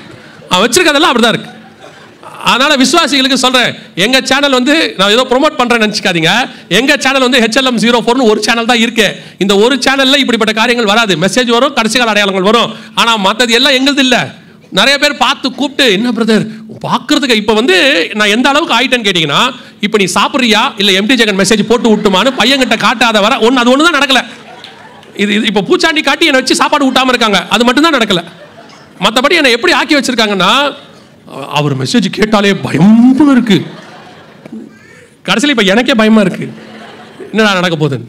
கவனிச்சுக்கொள்ளுங்க, இன்னைக்கு மீடியாவில் வர்றதுல பாதி பொய் மீதி கேடு. அதே மாதிரி எங்கள் பேரை வச்சு நான் யூஸ் பண்ணிக்கிறவங்களை தப்பாக எடுத்துக்காதீங்க. எங்கள் பேரை வச்சு யாராவது ஆஃபரிங் கேட்டால் கொடுத்துடாதீங்க, சரியா? நான் கேட்கறது இல்லை, நாங்கள் அக்கௌண்ட் நம்பர் கொடுத்ததும் இல்லை. யாரோ ஒருத்தர் என் பேரில் ஃபேஸ்புக் ஆரம்பிச்சிருக்கிறார், அதில் தயவு செய்து யாராவது கேட்டான்னு என்ன செஞ்சிடாதீங்க, கொடுத்துடாதீங்க. MD ஜெகன் ஆஃபரிங் வாங்குறது இல்லைன்னு நினச்சிடாதீங்க. ஓ பிரதர் அதெல்லாம் வாங்க மாட்டார் போல அப்படின்னு அதுவும் நினச்சிடாதீங்க, சரியா? எங்கள் ஆஃபீஸ்க்கு ஃபோன் பண்ணி எங்களுக்கு கொடுங்க, அவ்வளோதான் சொல்கிறேன். நீங்கள் பாட்டு யாருக்கிட்டையாவது கொடுத்துரு. இப்படி 2-3 பிரச்சனைகள் வந்துருச்சு, அதுக்காக சொல்கிறேன். தயவு செய்து ரொம்ப கேர்ஃபுல்லாக இருங்க. மீடியாவில் இன்னைக்கு நிறைய பாவம். அன்றைக்கி ஒரு ஊழியக்கார் போட்டுட்டு இருக்காரு, எங்களை தவிர வேறு யார் ஆஃபரிங் கேட்டாலும் கொடுக்காது, எவனை வாங்கிட்டா போல, இல்லைன்னா என் வீடியோ வர போகிறது. அவரே பார்த்தா பாவமாக இருக்காரு, அவர் பேரில் இவன் வாங்கிட்டு இருக்கிறான். வர அநியாயமாக இருக்குது. அதனால் ரொம்ப கேர்ஃபுல்லாக இருங்க. மீடியாவில் வருகிறது எல்லாமே உண்மை இல்லை, கேடானது கிடையாது. ரெண்டாவது, உங்களுக்கு எல்லாருக்கும் இன்னொரு வியாதி இருக்குது, அந்த வியாதியிலேருந்து வெளியே வந்துருங்க. ஃபார்வர்ட் வியாதின்னு ஒன்று இருக்குது உங்களுக்கு. இன்னைக்கு எல்லாருக்கும் என்ன வியாதி இருக்குது? ஃபார்வர்ட் வியாதி. எதை பார்த்தாலும் ஃபார்வர்ட். அதுவும் ஏதாவது ஊழியக்காரங்களை பற்றி வந்தால் உடனே ஃபார்வர்ட், இமிடியேட்டா. அது உண்மையா பொய்யா, சரியா இருக்குமா, அந்த காரியத்தில் சொல்லப்பட்டிருக்கிறது எந்த அளவுக்கு உண்மை, எதுவும் பார்க்கறது கிடையாது. இமிடியேட்டா ஃபார்வர்ட். ஒருத்தர் எனக்கு அப்படியே ஃபார்வர்ட் பண்ணிட்டாரு. நான் அவரை ஃபோன் பண்ணி கேட்குறேன், பிரதர் இது என்ன அனுப்பியிருக்கீங்க, இது என்னது அப்படின்னு. நான் பார்க்கலையே. அவர் சொல்றாரு என்கிட்ட, நான் பார்க்கலையே அப்படின்னாரு. அப்புறம் ஏன் ஃபார்வர்ட் பண்ணீங்கன்னு, 3ஆம் உலக யுத்தம் போட்டுருந்துச்சு, உங்களுக்கு தேவைப்படுமே. அதில் அவன் என்ன போட்டிருக்கானே இல்லை, 3ஆம் உலக யுத்தம் நான் தான். இப்போ ரஷ்யா கூட கிடையாது, நடத்துறது என்னமோ நம்ம தான் முன்னிட்டு நடத்தி கொண்டு இருக்கிற மாதிரி வந்துருச்சு. 3ஆம் உலகத்தை அந்த ஆளுக்கு தள்ளி விடு, பூமி எதிர்ச்சி அந்த ஆள்கிட்ட தள்ளி விடு, அங்கே கொஞ்சம் பேர் செத்து கொண்டு அவன் தள்ளு போது அந்த ஆளுக்கு தள்ளு ஃபர்ஸ்ட். அநியாயமா இருக்கு. வர நீங்க பண்ற சேட்டைகளும் பெருஞ்சேட்டையா இருக்கு. கவனிச்சுக்கொள்ளுங்க. ஃபார்வர்ட் பண்றதுல ஒரு ப்ராப்ளம் இருக்கு. ஃபார்வர்ட் பண்றதுல பொய்யை நீங்கள் ஃபார்வர்ட் பண்ணா அதை பரப்புவதற்கு நீங்களும் உதவி செய்கிறீர்கள் என்று அர்த்தம். இங்க வசனம் சொல்லுது, நாள்தோறும் பொய்யையும் கேட்டையும் வர்த்திக்க பண்றீங்க. அந்த வர்த்திக்க பண்ற வேலையை யார் செய்யறது? நீங்களும் செய்றீங்க. உண்மை அல்லாத விஷயத்தை ஃபார்வர்ட் பண்ணுவதற்கு உங்களுக்கு அதிகாரம் கிடையாது. நீங்க அப்படி பண்ணீங்கன்னா அந்த பொய்க்காரனுக்கு நீங்களும் துணை போறீங்கன்னு அர்த்தம்.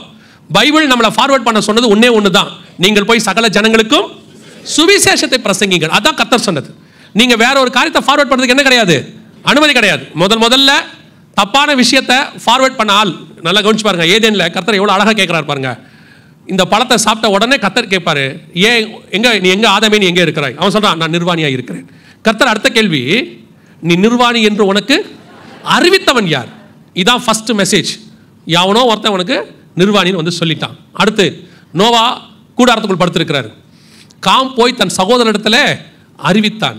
சகோதரர்கள் பின்புறமாய் வந்து வஸ்திரத்தை போட்டு மூடினார்கள். அந்த மெசேஜை ஃபார்வர்ட் பண்ணால அவனுடைய பிள்ளைகள் சபிக்கப்பட்டது. அந்த மெசேஜை மூடினால அவனுடைய பிள்ளைகள் ஆசீர்வதிக்கப்பட்டது. ஃபார்வர்ட் எதை பண்ணணும் எதை பண்ணக்கூடாதுன்னு உங்களுக்கு தெரியணும். உங்களை ஃபார்வர்ட் பண்ண வேணான்னு சொல்லலை, நல்ல விஷயத்தை ஃபார்வர்ட் பண்ணுங்க. ஒரு ஆளை பற்றி தப்பாக ஃபார்வர்ட் பண்ணி உங்களுக்கு அதனால என்ன பிரயோஜனம்? ஒரு பிரயோஜனம் இல்லை. அதுக்கு பதிலாக கிறிஸ்துவை பற்றி ஃபார்வர்ட் பண்ணுங்க, சுவிசேஷம் ஃபார்வர்ட் பண்ணுங்க. ஒரு வேளை ஒருத்தன் அதில் ரட்சிக்கப்பட்டால் அதை உங்கள் கணக்கிலே கர்த்தர் பரலோகத்திலே வைத்துக் கொள்வார்.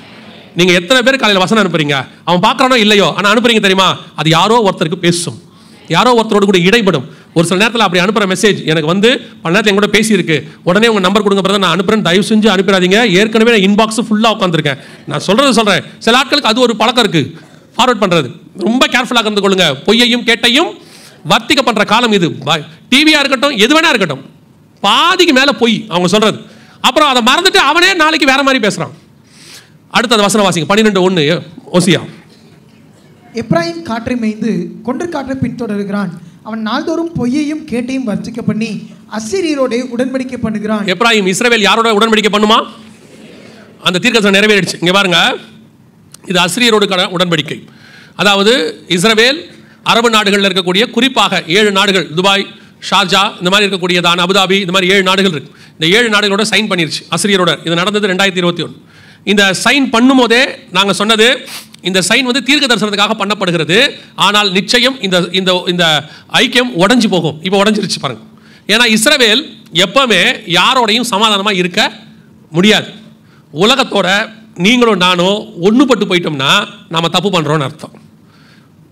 ஆண்டவர் சொல்றாரு, என் நிமித்தம் உலகம் உங்களை பகைக்கும். ஏன்? நாம சத்தியத்தை சொன்னா உலகம் என்ன செய்யணும்? பகைக்கணும். ஒரு சிலர் ஏற்றுக்கொள்வாங்க, பெரும்பான்மையானவர்கள் என்ன செய்வாங்க? பகைப்பாங்க. சபையை உலகம் என்ன செய்யும்? உலகத்தில் உங்களுக்கு உபத்திரவம். அப்போ உலகத்தோட நம்ம காம்ப்ரமைஸ் பண்ணி போறோம்னு வச்சுக்கோங்க, உலகம் நம்மளை என்ன செய்யாது? பகைக்காது. அப்படின்னா அது தப்புன்னு அர்த்தம். இஸ்ரவேல் காம்ப்ரமைஸ்ல போச்சு. அப்பவே சொன்னோம் இது தப்பு, இது நடக்கக்கூடாது அப்படின்னு. ஆனால் 12:1 தீர்க்க தரிசனம் நிறைவேறி விட்டது அசீரியரோடு கூட. இதில் பெரிய ஆச்சரியம் என்னன்னா, இந்த 2000 வருஷத்தில் நடந்த முதல் அக்ரிமெண்ட். இதுக்கு முன்னாடி எப்போ நடத்துனாங்க அசீரியரோடு அப்படின்னு பார்த்தீங்கன்னா, ஆபிரகாம் அபிமெலேக்கோடு கூட பண்ணுவார், உங்க எல்லாருக்கும் தெரியும், பெயர் சபாவில். அதுக்கு அடுத்து ஈசாக்கு பண்ணுவார். அப்புறம் யாக்கோபு சீரியரோடு லாபானோடு கூட ஒரு உடன்படிக்கை பண்ணுவார். அதுதான் அதுக்கப்புறம் இது. ஸோ கர்த்தர் சொன்னபடி 12:1 அசிரியரோடு கூட உடன்படிக்கை முடிஞ்சிருச்சு. அடுத்து அங்கே என்ன இருக்குது? எகிப்துக்கு எண்ணெய் கொண்டு போகப்படுகிறது. எப்பேற்பட்ட தீர்க்க தரிசனம் பாருங்க. நம்ம எல்லாருக்கும் தெரிஞ்சிருக்கிறது என்னன்னா, அரபு நாடுகள் தான் உலகத்துக்கு என்ன கொடுக்கும்? எண்ணெய் கொடுக்கும். அவங்ககிட்ட தான் அவ்வளோ எண்ணெய் வளம் இருக்கு. அரபு நாட்டில் ஒன்றுக்கு, அதாவது ஆப்பிரிக்கா நாட்டில் ஒன்றுக்கு, எகிப்துக்கு இஸ்ரவேல் எண்ணெய் கொடுக்கும் அப்படின்னு ஓசியா புஸ்தகம் சொல்லுது. பெரிய ஆச்சரியம் என்னன்னா, 1948 வரைக்கும் இஸ்ரவேலே இல்லை. அவங்க பாலைவனம். அவங்க எப்படி எண்ணெய் கொடுப்பாங்க? இந்த தீர்க்க தரிசனம் எப்படி நடக்கும்? 2021 பிப்ரவரி மாதம் இந்த தீர்க்க தரிசனம் நிறைவேறிடுச்சு. பர்டிகுலரா இஸ்ரவேல்ல இருந்து எகிப்துக்கு எண்ணெய் போச்சு. இஸ்ரவேல் கடல்ல எண்ணெய் கிடைச்சிச்சு, எல்பிஜி கிடைச்சிச்சு. அதை அவங்க ஒரு பைப் வழியாக, லேவியதான் அப்படின்னு சொல்லுவாங்க, லேவியதான் அது என்ன சொல்லுவாங்க, ஒரு பிளான், அதன் வழியாக எகிப்துக்கு எண்ணெய் கொண்டு போகப்பட்டு விட்டது. 12:1 ஓசியா புஸ்தகம் தீர்க்க தரிசனம் நிறைவேறி விட்டது. போது பாருங்க, லேவியதான்னா என்ன அர்த்தம்னா கடல் பாம்புன்னு அர்த்தம். நம்ம பைபிள்ல இருக்கு. அதன்படி கடலுக்குள் பைப் போட்டு கடல் பாம்பை போல இந்த எண்ணெய் எகிப்துக்கு கொண்டு போச்சு. இந்த ப்ராபசி எல்லாம் நீங்க நினைச்சா கூட நடக்காது. ஏன்னா 1972 வரைக்கும் இஸ்ரவேலை பகையா பகைச்ச நாடு எகிப்து. அந்த எகிப்தில் ஒரு அதிபர் இருந்தார், நாசர்ன். அவர் சொன்னார், இஸ்ரவேலை வரைபடத்தில் இல்லாமல் அழிச்சிட்டு தான் நான் போவேன்னு சொன்னார். இன்னைக்கு நாசர் இல்லை, இஸ்ரவேல் இருக்கு. ஆனால் இஸ்ரவேல் எண்ணெயை எகிப்துக்கு கொண்டு போய் கொடுக்கிறது. ஓசியா 12:1 நம் கண்களுக்கு முன்பாக 100% நிறைவேறி விட்டது. இதுவரைக்கும் ஒரு நடந்த தீர்க்க தரிசனங்கள் நம்ம காலத்தில் 2022, 23 வரைக்கும் நடந்த தீர்க்க தரிசனங்களை பார்த்துட்டோம். இனி நடக்க போகிற 2 முக்கியமான விஷயங்களை பார்த்துட்டு நம்ம முடிக்க போகிறோம். அடுத்து நடக்க போகுது, இதான் நடக்க போகுது. பைபிளில் உள்ளது தான், நான் ப்ராபசி சொல்றது இல்லை. வாசிங்க யோவேல் புஸ்தகம் 1ஆம் அதிகாரம். யோவேல் புஸ்தகம் 1ஆம் அதிகாரம் 6வது வசனத்தை வாசிங்க. எண்ணி முடியாத ஒரு பலத்த ஜாதி என் தேசத்தின் மேல் வருகிறது. அதன் பற்கள் சிங்கத்தின் பற்கள், துஷ்ட சிங்கத்தின் கடவாய் பற்கள் அதற்கு உண்டு. எந்த ஜாதி வருகிறது? யார் எழும்பி வர போறாங்க? அதுவும் இஸ்ரவேலுக்கு விரோதமா வர போறாங்க. அதனுடைய பற்கள் சிங்கத்தின் பற்கள். இது யாரை குறித்து சொல்லப்பட்டிருக்கு அப்படின்னு கேட்டீங்கன்னா, வெளிப்படுத்தின விசேஷம் 13ஆம் அதிகாரம் 2வது வசனம் வாசிங்க. வெளிப்படுத்தல் 13:2. நான் கண்ட மிருகம் சிறுத்தை போல் இருந்தது. அதன் கால்கள் கரடியின் கால்களைப் போலவும் அதன் வாய் சிங்கத்தின் வாயைப் போலவும் இருந்தன. அதன் வாய் சிங்கத்தின் வாயை போலவும். யோவேல் 1:6 என்ன சொல்லுது?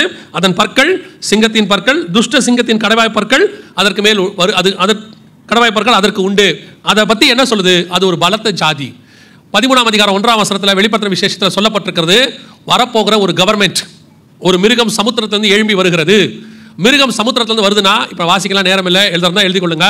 தானியேல் புஸ்தகம் 7ஆம் அதிகாரம் 21 முதல் 23 வசனத்தில் ஒரு மிருகம் சமுத்திரத்திலிருந்து ஏறி வருகிறது என்று சொன்னால் அதற்கு ஒரு கவர்மெண்ட் வருகிறது என்று அர்த்தம். தானியேல் 7:21 வாசிக்க முடியுமா? உடனே அவன் சொன்னது, 4ஆம் மிருகம் பூமியிலே உண்டாகும். இருக்கா? தானியேல் 7:23. தானியேல் 7:23. அவன் சொன்னது 4ஆம் மிருகம் பூமியிலே உண்டாகும் 4ஆம் ராஜ்யமாம். அந்த சமுத்திரத்தில் வரக்கூடிய அந்த மிருகம் தான் வெளிப்படுத்தல் 13:1 இருக்கு. 4வது மிருகம் அது ஒரு ராஜ்யம், ஒரு கவர்மெண்ட். அந்த கவர்மெண்டினுடைய வாய் சிங்கத்தின் வாய். இதை நம்ம எக்ஸ்பிளைன் பண்ணுறதுக்கு நேரம் இல்லை. இது எதை குறித்து சொல்லப்பட்டிருக்கிறது அப்படின்னு கேட்டிங்கன்னா, இப்போ வார் நடந்துட்டு இருக்குது இல்லையா?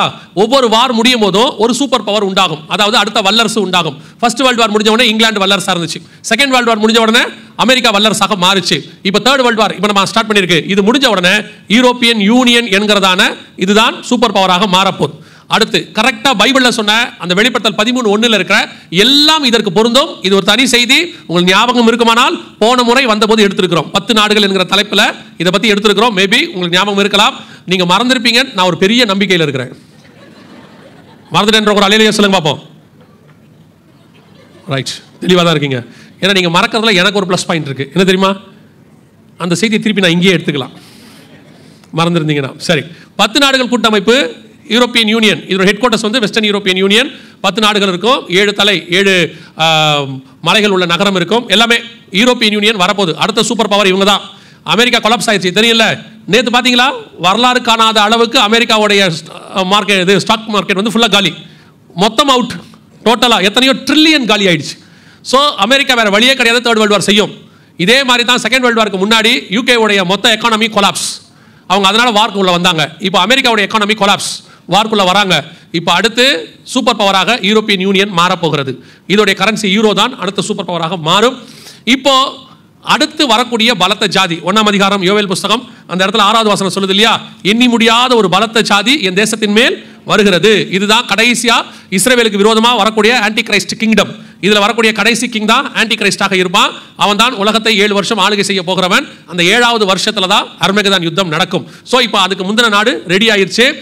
இந்த காலகட்டத்தில் 2 காரியம் நடக்கும் என்று வேதம் சொல்லுது. இது வரப்போகுது. இந்த வார் அதுக்கான தான். வார் முடியும் போது ஒரு சூப்பர் பவர் உண்டாகும். இவங்க தான் வருவாங்க. ஸோ இந்த காலகட்டத்தில் 2 காரியத்தை கர்த்தர் செய்ய சொல்றார். வாசிச்சு முடிக்கலாம். வாசிங்க. 1ஆம் அதிகாரம் யோவேல் புஸ்தகம் 15வது வசனம் வாசிக்கும். அந்த நாளின் நிமித்தம் ஐயோ, கர்த்தருடைய நாள் சமீபமாக இருக்கிறது, அது சங்காரம் போல சர்வ வல்லவரிடத்திலிருந்து வருகிறது. அப்போ அடுத்து என்ன வரப்போகுது? என்ன வரப்போகுது? கர்த்தருடைய நாள் வரப்போகுது. 2ஆம் அதிகாரம் 1ஆம் வசனம் யோவேல். சீயோனிலே எக்காலம் ஊதுங்கள், என் பரிசுத்த பர்வதத்திலே எச்சரிப்பின் சத்தமிடுங்கள், தேசத்தின் குடிகள் எல்லாம் தத்தளிக்க கடவர்கள், ஏனெனில் கர்த்தருடைய நாள் வருகிறது, அது சமீபமாக இருக்கிறது. அடுத்து 2வது தடவை சொல்லியிருக்கிறார். இந்த 2 அதிகாரத்தில் 2வது தடவை 3வது 2:11 வாசிங்க. கர்த்தர் தமது சேனைக்கு முன் சத்தமிடுவார், அவருடைய பாளையம் மகா பெரிது, அவருடைய வார்த்தையின்படி செய்கிறதற்கு வல்லமை உள்ளது, கர்த்தருடைய நாள் பெரிதும் மகா பயங்கரமா இருக்கும். இது 3வது தடவை. 2 அதிகாரத்தில் 3 தடவை கர்த்தருடைய நாள் வருது, கர்த்தருடைய நாள் வருது, கர்த்தருடைய நாள் வருதுன்னு சொல்றார். சரி, இந்த கர்த்தருடைய நாள்னா என்ன? கர்த்தருடைய நாள் என்பது எதை குறிக்கிறது? ரகசிய வருகையானா? இல்ல. 2 பேதுருவின் புஸ்தகம் 3ஆம் அதிகாரம் 9வது வசனம் 10வது வசனம் வாசிங்க. 2 பேதுரு 3:10. கர்த்தருடைய நாள் இரவிலே திருடன் வருகிற விதமாய் வரும். கர்த்தருடைய நாள் இரவிலே. அப்ப அந்த கர்த்தருடைய நாள் இரவிலே திருடன் வருகிற விதமாய் வரும்னா அது எந்த நாள்? ரகசிய வருகையானா? இல்ல. வாசிங்க. வெளிப்படுத்தின விசேஷம் 16ஆம் அதிகாரம் 15வது வசனம் வாசிங்க. இதோ திருடனை போல் வருகிறேன், தன் மானம் காணப்படத்தக்கதாக நிர்வாணமாய் நடவாதபடிக்கு வெளித்து கொண்டு தன் வஸ்திரங்களை காத்துக்கொள்கிறவன் பாக்கியவான். 16 வாசிங்க. அப்பொழுது எபிரேய பாஷையிலே அர்மகெதோன் எனப்பட்ட இடத்திலே அவர்களை கூட்டி சேர்த்தான். நல்லா கவனிங்க. மெகிதோ பள்ளத்தாக்கில் வரக்கூடிய அர்மகெதான் வார். அப்போ இயேசு வரார். அந்த நாளுக்கு பேர் தான் என்ன நாள்? கர்த்தருடைய நாள். அதுதான் 2 பேதுரு 3:10 சொல்லுது. வெளிப்படுத்தல் 16, 15, 16 சொல்லுது. இந்த யோவேலில் சொல்லப்பட்ட 1:15, 2:1, 2:11 எல்லாத்துலேயும் கர்த்தருடைய நாள், கர்த்தருடைய நாள், கர்த்தருடைய நாள்னு சொல்றது பகிரங்க வருகையில் பூமியை கர்த்தர் அர்மகெதான் யுத்தத்தில் அழிக்க போகிறது. அதனால தான் அந்த நாளை யார் சகிக்கக்கூடும், அந்த நாளில் யார் நிலை நிற்கக்கூடும், யார் நிற்க முடியாதுங்கிறார். ஸோ இது பகிரங்க வருகையை பற்றி சொல்லப்பட்டிருக்கிறது. இந்த காரியங்கள்லாம் நடக்கும்போது ஓசியா புஸ்தகத்தில் கர்த்தருடைய நாளை பற்றியே கர்த்தர் பேசலை. ஆனால் அதுக்கு அடுத்த புஸ்தகத்தில் 2 அதிகாரத்தில் 3 தடவை பேசுறாரு. 3 அதிகாரத்தில் 4 தடவை பேசுவார். 3ஆம் அதிகாரத்தில் வாசிங்கன்னா இன்னும் ஒரு தடவை சொல்வார் கர்த்தருடைய நாள் வருகிறதுன்னு. அப்போ பகிரங்க வருகையை பற்றி மிக தெளிவாக 3-4 இடங்களிலே வேதம் சொல்லுது. கர்த்தர் வருகிறார், கர்த்தர் வருகிறார், கர்த்தர் வருகிறார். அதுலேயும் மிக முக்கியமாக ஒரு எச்சரிப்பும் கொடுக்க சொல்றாரு. 2ஆம் அதிகாரம் 1ஆம் வசனத்தில் சீயோனிலே எக்காலம் ஊதுங்கள், என் பரிசுத்த பர்வதத்தை எச்சரிக்கை சத்தமிடுங்கள், தேசத்தின் குடிகள் எல்லாம் தத்தளிக்க கடவர்கள், ஏனெனில் கர்த்தருடைய நாள் வருகிறது. அது எச்சரிக்கை விட சொல்றாரு. சீயோனிலே எக்கால சத்தமிடுங்கள், கர்த்தருடைய நாள் வருது, ஆபத்து வருதுன்னு சொல்றார். சரி, இது பகிரங்க வருகைன்னு இருக்க, இந்த காரியங்கள்லாம் சொல்லப்படுது. இதுக்கு நடுவில் சபை எடுத்துக்கொள்ளப்படுதல், ரகசிய வருகையை பற்றி ஏதாவது இருக்குதா? எந்த இடத்துல சொல்லப்பட்டிருக்குதா அப்படின்னு கேட்டீங்கன்னா வாசிங்க, முடிக்கலாம். யோவேல் புஸ்தகம் 2ஆம் அதிகாரத்தில் 16வது வசனத்தை வாசிங்க. 2:16. ஜனத்தை கூட்டுங்கள், சபையை பரிசுத்தப்படுத்துங்கள், முதியோரை சேருங்கள், பிள்ளைகளையும் பாலுண்கிற குழந்தைகளையும் கூட்டுங்கள், மணவாளன் தன் அறையையும் மணவாட்டி தன் மறைவையும் விட்டு புறப்படுவார்களாக. எவ்வளவு அழகா கொடுத்திருக்கார் பாருங்க. மணவாளன் மணவாட்டி என்பது இஸ்ரவேலை குறிக்கிற வார்த்தை அல்ல. மணவாளன் மணவாட்டி என்பது புதிய ஏற்பாட்டில் உள்ள சபையை குறிக்கிற வார்த்தை. அதனாலதான் வெளிப்படுத்தின விசேஷத்தில் சொல்லும் பொழுது ஆவியும் மணவாட்டியும் வா என்பார்களாக. அதனாலதான் பவுல் சொல்லும்போது 2 கொரிந்தியர் எழுதும்போது எழுதுறார் 11ஆம் அதிகாரத்தில், உங்களை ஒரே புருஷனுக்கு கற்புள்ள கன்னிகையாக உங்களை ஒப்படைப்பதற்கு நான் வைராக்கியம் கொண்டிருக்கிறேன் எழுதுறார். ஸோ மணவாட்டி என்பது புதிய ஏற்பாட்டு சபை. இங்கே இஸ்ரவேலுக்கு சொல்லிக்கிட்டே வரும்போது, சரி இதுக்கு முன்னாடி கர்த்தருடைய நாள் வந்துருச்சா, சபை எடுத்துக்கொள்ளப்படுறதுக்கு முன்னாடி கர்த்தருடைய நாள் வந்துச்சா அப்படின்னு கேட்டீங்கன்னா அதையும் வாசிச்சிருங்க, உங்களுக்கு இன்னும் தெளிவாக இருக்கும். யோவேல் புஸ்தகம் 3ஆம் அதிகாரம் 14வது வசனம் வாசிங்க. நியாய தீர்ப்பின் பள்ளத்தாக்கிலே ஜனங்கள் திரளாய் இருக்கிறார்கள். அதாவது அர்மகெதான் மெகிதோ பள்ளத்தாக்கு, அங்கதான் சொல்றார் மெகிதோ என்கிற பள்ளத்தாக்கிலே கூட்டி சேர்த்தான். அடுத்து நியாய தீர்ப்பின் பள்ளத்தாக்கிலே கர்த்தரின் நாள் சமீபமாய் இருக்கிறது. கர்த்தருடைய நாள் சமீபமாய் இருக்கிறது. அப்ப இன்னும் கர்த்தருடைய நாள் என்ன செய்யல, வரல. ஆனா அதுக்கு முன்னாடியே சொல்றாரு 2ஆம் அதிகாரம் 16வது வசனத்துல, ஜனத்தை கூட்டுங்கள், சபையை பரிசுத்தப்படுத்துங்கள். எவ்வளவு தெளிவான ப்ராபசி பாருங்க.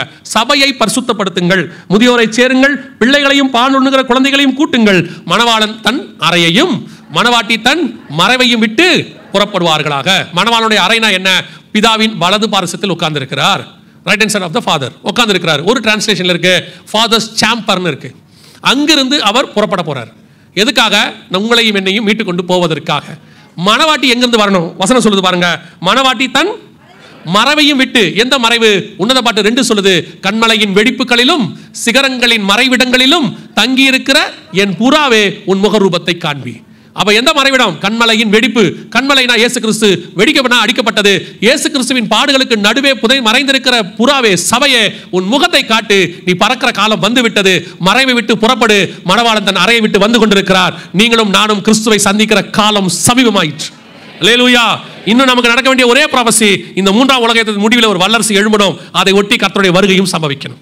இப்போ யோசிச்சு பாருங்க, அமெரிக்கா கொலாப்ஸ் ஆயிடுச்சு, அடுத்த வல்லரசு ரெடி ஆயிடுச்சு, யூரோ ஸ்ட்ராங் ஆயிடுச்சு. 2001 யூரோ வந்துருச்சு. யூரோ வந்த போதுல இருந்து சொல்லிட்டு இருக்கிறோம், யூரோ வந்துருச்சு, 10 நாடுகள் கூட்டமைப்பு வந்தாச்சு, இவங்க உலகத்தினுடைய கரன்சியை தங்கள் கையில் எடுப்பாங்க. இப்போ சமீபத்தில் பார்த்தீங்கன்னு சொன்னா இவங்க பிரேசில், ரஷ்யா இவங்களாம் சேர்ந்து, பெல்ஜியம், ரஷ்யாலாம் சேர்ந்து பிரிக்ஸ் ஒன்று ஆரம்பிச்சாங்க. பிரிக்ஸ்ல பார்த்தீங்கன்னா இப்போ கிட்டத்தட்ட 20-25 பேர் சேர்ந்துட்டாங்க. பிரிக்ஸ் தான் அடுத்த கரன்சி நாங்க. அப்பவும் சொன்னோம் பிரிக்ஸ் வராது, பிரிக்ஸ் ரொம்ப ஸ்ட்ராங்கா இருக்குன்னாங்க. இப்பவும் சொல்றோம் பிரிக்ஸ் வராது. அடுத்து 10 நாடுகள் கூட்டமைப்பு தான் யூரோப்பியன் யூனியனுக்குள்ள இருந்தா வரணும்.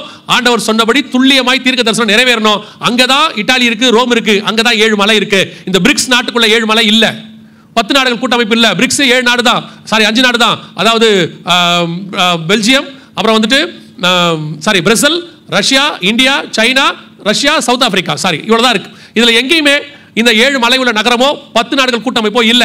ஆண்டவர் சொன்னது இந்த யூரோப்பியன் யூனியனுக்கு தான் சொல்லி இருக்கிறாரு. இப்ப எழும்புகிற காலம் வந்துருச்சு. இவைகளுக்கு நடுவில் ஒரு சம்பவம் நடக்க, நமக்கு தேவையான சம்பவம் அதுதான். இதில் அடையாளங்களை வச்சுக்கிட்டு, ஏன்னா சீஷர்கள் கேட்டாங்க, உங்களுடைய வருகைக்கும் உலகத்தின் முடிவுக்கும் அடையாளம் என்ன? அடையாளங்களை வச்சுக்கிட்டு வருகையை நாம நிதானிக்க முடியும். 1ஆம் வருகைக்கும் அடையாளம் இருந்தது, 2ஆம் வருகைக்கும் அடையாளம் இருக்கிறது. இந்த அடையாளத்தை வச்சுக்கிட்டு நம்ம ஒண்ணு கத்துக்க முடியும். இவைகளுக்கு நடுவில் மணவாளன் வந்து மணவாட்டியை அழைத்து கொண்டு போக போகிறார். காலம் சமீபமாயிற்று, இனி காலம் செல்லாது. அவ்வளவுதான், கர்த்தர் வரப்போகிறார்.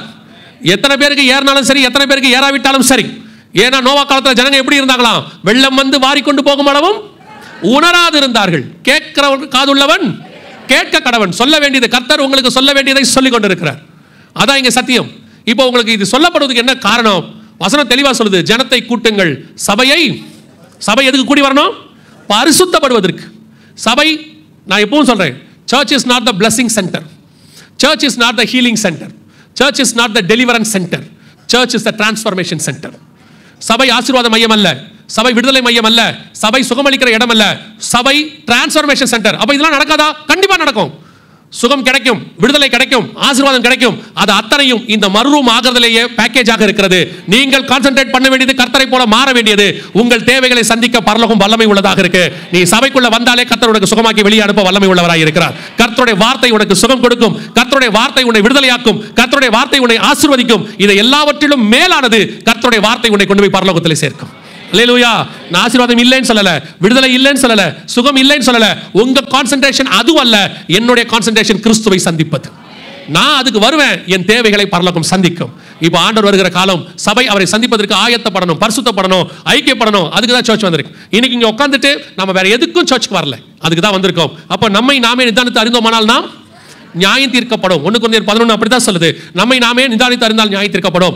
நம்மை சுய பரிசோதனை பண்ணி பார்க்கணும். கிறிஸ்து வரப்போகிறார். இந்த இயேசுவின் வருகையிலே பிரவேசிக்கணும்னா நான் என்ன செய்யணும் அப்படின்னா, யூசுவலா நாங்கள் ஒரு 7 காரியங்கள் சொல்லுவோம். அந்த 7 காரியங்களை நீங்கள் செய்யும் போது கிறிஸ்துவின் வருகையிலே பிரவேசிப்பது எளிது. முதலாவதாக, இயேசு கிறிஸ்துவின் ரத்தத்தினாலே பாவ மன்னிப்பு நிச்சயத்தை பெற்றிருக்க வேண்டும். இயேசு என் பாவத்தை மன்னிச்சாருங்கிற நிச்சயம் இருக்கணும். இல்ல எங்க அப்பா காலத்துல இருந்து நான் சர்ச்சுக்கு வரேன், என் தாத்தா காலத்துல இருந்து சர்ச்சுக்கு வரேன், தலைமுறையா சர்ச்சுக்கு வரோம். நீங்க எத்தனை தலைமுறையா வேணா வாங்க, உங்க பாவம் மன்னிக்கப்பட்ட நிச்சயம் உங்களுக்கு இருக்கா? உங்க அப்பாவுடைய ரட்சிப்புல நீங்க ஓட முடியாது. நீங்க ஒரு பாவம் நிதானித்து பாவம் செய்யற காலகட்டம் வர வரைக்கும் உங்க அப்பாவுடைய குடும்பத்தோட ரட்சிப்புக்கு நீங்க வந்துருவீங்க. ஆனா நீங்க யோசிச்சு பாவம் செய்ய தொடங்கிட்டீங்கன்னா உங்களுக்கு பாவ மன்னிப்பு அவசியமா இருக்கிறது. பின்மாற்றம் அடைஞ்சவங்களுக்கும் அது பொருந்தும். இயேசுவின் ரத்தத்தாலே கழுவப்பட ஒப்பு கொடுங்க, ஒப்புரவாகுங்க. ஆண்டவர்கிட்ட அந்த பாவம் மன்னிக்கப்பட்டோன்னு உங்களுக்கு ஒன்று வரும். அதுக்கு பேர் தான் ரட்சண்ய சந்தோஷம். அந்த பாவம் மன்னிக்கப்பட்ட உங்க ஆத்மாக்குள்ள வரும். 2வது, பிதா குமாரன் பரிசுத்தாவின் நாமத்தினாலே தண்ணீர்ல மூழ்கி ஞானஸ்நானம் எடுத்திருக்கணும். ஞானஸ்நானம் எடுக்காதவர்கள் வருகையில் பிரவேசிக்க முடியாது. வசனம் தெளிவா சொல்லுது, ஒருவன் ஜலத்தினாலும் ஆவியினாலும் பெறவாவிடில் பரலோக ராஜ்யத்தில் பிரவேசிக்க. கொஞ்சம் பேர் கேட்குறாங்க, கள்ள ஞானஸ்நானம் எடுத்தானா அவன் பரதேசிக்கு போலியா அப்படிங்கிறாங்க. கள்ள ஞானஸ்நானம் எடுக்கல, பக்கத்தில் இருந்த இயேசு எடுத்தாரா இல்லையா? பக்கத்தில் இருந்த இயேசு எடுத்தாரா இல்லையா? அப்போ ஏன் நீங்க இயேசுவை பார்க்காம திருடனை பார்க்குறீங்க? நீங்க திருடனா இருந்தா திருடனை பாருங்க, நல்லவனா இருந்தா இயேசுவை பாருங்க. அவ்வளோ வேலை முடிஞ்சு. நிறைய பேர் ஏன் திருடன் எடுக்கல, ஏன் திருடன் அவ்வளோ பெரிய தேவன் எடுத்திருக்காரு, அது கண்ணுக்கே தெரியல. இந்த திருடனுக்கு அந்த திருடன் தான் தெரியும். திருடன் ஏன் எடுக்கல? திருடன் எடுக்கல, அவன் பரலோகத்துக்கும் போகல. அவன் பாரடைஸ்க்கு தான் போனான். ஆனால் இயேசு எடுத்தார், அவர் பரலோகத்துக்குள்ளே நுழைந்திருக்கிறார். உங்களுக்கு எனக்கு வாக்குத்தத்தம் பண்ணினது பரலோகம். உள்ளே நுழையணும்னா தண்ணியில் மூழ்கி ஞானசானம் எடுத்துருக்கணும். வேற எந்த ஞானசானமும் பைபிள் சொல்லலை. சின்ன வயசில் எடுத்தேன், குழந்தையில எடுத்தேன், கொடிக்கு கீழே எடுத்தேன், அங்கே எடுத்தேன், இங்கே கிடையாது. பிதா குமாரன் பரிசுத்தாவின் நாமத்தினாலே தண்ணீரில் மூழ்கி எடுத்துருக்கணும். சீஷனாகி எடுத்துருக்கணும். அதுவும் அதாவது பாவங்களை அறிக்கை செய்து இனி நான் புது சிருஷ்டியாக மாறேன்னு விசுவாசிச்சு எடுத்துருக்கணும். நான் ஒரு கூட்டத்துக்கு போயிருந்தேன், கும்பலாக கொடுத்தாங்க, என்னையும் போட்டு முக்கிய எடுத்துட்டாங்க. எதுக்கு எடுத்தாங்கன்னே தெரியாதுன்ற ஞானசானம் இல்லை. சில ஆட்களுக்கெல்லாம் ஞானசானம் ஏன் எடுத்தோன்னே தெரியல. இங்கேயும் எடுத்துடுறான். இஸ்ரவேலுக்கு போய் யோர்தானை பார்த்தா அங்கேயும் எடுக்கணுங்கிறான். இந்த ட்ரிப்பு போகிறாங்கல்ல, யோர்தானை பார்த்தோன்னு ஆசை வந்துடுது. ஏன்பா யோர்தானை பார்த்தோன்னு ஆசை வருது? இல்லை, இயேசு ஒருத்தர் என்கிட்ட சொன்னார், ஞானசானம் யோர்தானை 2 தடவை எடுத்துட்டார். ஏன் எடுத்தேன்னா, யோர்தானை பார்த்தேன், இயேசு ஞானசானம் எடுத்தாரே, அதனால நானும் ஞானசானம் எடுக்கணும்னு எடுத்துட்டேன். நான் கேட்டேன், இயேசுடைய கல்லறையை பார்த்தியான்னு. பார்த்தேன். நான் ஏன் உனக்கு சாவர ஆசை வரலன்னு கேட்டேன். யோர்தானில் முங்குற ஆசை வந்துச்சுல, அப்போ கல்லறைக்குள்ளே போய் படுக்கிற ஆசையும் வரணும்ல. இது எடுத்த ஞானசானத்தையும் ஒழுங்காக எடுக்காதாள். சும்மா எங்கேயாவது ஏதாவது கொடுத்தாங்கன்னா உடனே முங்கி எழுதிருக்காரு. விசுவாசித்து சீஷனாகி எடுக்கணும். அதற்கு பேர் தான் ஞானஸ்தானம். 3வது மிக முக்கியமானது எபேசியர் 4:30 சொல்லுது, மீட்கப்படும் நாளுக்கென்று முத்திரையான பரிசுத்த ஆவியை துக்கப்படுத்தாதீர்கள். இனி கடைசி காலத்தில் ஒரு குரூப் எழும்பி பரிசுத்த ஆவி கிடையாது, அந்நிய பாஷை கிடையாது, அது கிடையாது, இது கிடையாது. நாங்கள் சொல்லுகிறோம், பரிசுத்த ஆவியை பெற்ற நாங்கள் சொல்லுகிறோம், பரிசுத்த ஆவியானவர் உண்டு. அவர்தான் சபையை நடத்துகிறவர், அவர்தான் சபையின் மூத்த போதகர், அவர்தான் சபையை கொண்டு போய் பரலோக ராஜ்யத்தில் சேர்க்க போகிறவர். பரிசுத்த அபிஷேகம் பெறாம உங்களால் உலகத்தை ஜெயிக்கவே முடியாது. அவர்தான் நமக்கு உதவி செய்கிறவர். பரிசுத்த அபிஷேகம் பெறாதவங்க சபையில் நடக்கிற அபிஷேக கூட்டத்தில் கலந்து கொள்ளுங்க. ஒருவேளை நான் வீட்டுக்கு தெரியாமல் வரேன், நான் அபிஷேக கூட்டத்தில் கலந்துக்க முடியாதுன்னா வெரி சிம்பிள், வீட்டில் யாரும் இல்லாத போது கதவை சாத்திக்கிட்டு நல்லா ஊக்கமாக ஜெபம் பண்ணுங்க. மாம்சமான யாவர் மேலும் தன் ஆவியை ஊற்றுவேன் என்று வாக்கு பண்ணி இருக்கிறார். அவர் உங்களை நிரப்ப வல்லமை உள்ளவராக இருக்கிறார். அல்லேலூயா. 4வது வேறுபாடு உள்ள வாழ்க்கை. அப்போஸ்தலர் நடவடிக்கைகள் 2ஆம் அதிகாரம் 40வது வசனம் சொல்லுது, மாறுபாடான சந்ததியை விட்டு விலகி உங்களை ரட்சித்துக் கொள்ளுங்கள். உங்களுக்கு உலகத்துக்கு என்ன இருக்கணும்? வேறுபாடு இருக்கணும். உலகத்தை விட்டு வர சொல்ல, உலகம் உங்களை தொடாதபடி பாதுகாத்துக் கொள்ளுங்க. எல்லாரும் உட்காந்து சினிமா பாட்டு பாடிக்கிட்டு இருப்பான், ஆபீஸ் விட்டு போக முடியாது, அந்த இடத்துல உட்கார்ந்து இருக்கணும். அது உங்களை கரெக்ட் பண்ணாம பாத்துங்க, அதான் முக்கியம். நாங்க இதை முந்தி இப்படி சொல்லியிருந்தோம், இப்ப நாங்க எப்படி சொல்ல வேண்டியிருக்க? சர்ச்சுக்குள்ள வராம பாத்துக்கோங்க. நீங்க போய் அங்க கெட்டு போயிடாதீங்கன்னு சொல்றதை போகாம இப்ப சபை கெடுக்காம பாத்துக்கோங்க. ஏன்னா இயேசு சொன்னார்ல, ஓநாய்களை ஆடுகளை மந்தைகள் ஓநாய்களுக்குள்ளே அனுப்புகிறது போல உங்களை அனுப்புகிறேன். ஆனா பவுல் சொல்வாரு, மந்தையை தப்ப விடாத ஓநாய்கள் வருகிறது. ஒரு காலத்துல நம்ம ஓநாய்களுக்குள்ள போனோம், இப்ப ஓநாய் உள்ள வருது. அதனால ரொம்ப கேர்ஃபுல்லா இருந்து கொள்ளுங்க. நீங்க ஓநாயின்னு பல்ல நீட்டிக்கிட்டு அப்படியே ரத்தத்தோட அப்படிலாம் வராது. நல்ல கோட்டு போட்டு ஷூ போட்டு நல்ல அழகா ட்ரெஸ் போட்டு வருது. நீங்க ஓநாய்னா அப்படி எதிர்பார்த்துட்டு இருக்கிறீங்க, அந்த ஓநாயில இப்ப அப்படித்தான் வருது. ரொம்ப கேர்ஃபுல்லா இருந்து கொள்ளுங்க. வேறுபாடுள்ள வாழ்க்கை ரொம்ப முக்கியம். அடுத்து 5வது சுவிசேஷம் அறிவித்தல் உங்கள் மேல் விழுந்த. நீங்க பரலோகத்துக்கு போகும்போது கண்டிப்பாக கொண்டு போக வேண்டிய ஒண்ணே ஒன்று என்னன்னு கேட்டா ஆத்துமாக்கள். ஏன்னா இங்கிருந்து வேற எதையுமே நீங்க கொண்டு போக போறது இல்லை, கொண்டு போகவும் முடியாது. ஆண்டவர் உங்களை என்னையே செய்ய சொன்னதுன்னு ஒன்று இருக்குன்னா ஒன்னே ஒன்று தான், நீங்கள் போய் சகல ஜனங்களுக்கும் சுவிசேஷத்தை பிரசங்கித்து சீஷராக்கி ஞானஸ்தானம் கொடுங்கள். ஸோ சுவிசேஷம் அறிவித்தல் உங்கள் மேல் விழுந்த கடமை. 6வது மிக முக்கியமானது, இயேசு வருவார் என்பதை ஒவ்வொரு நாளும் விசுவாசிக்கணும்.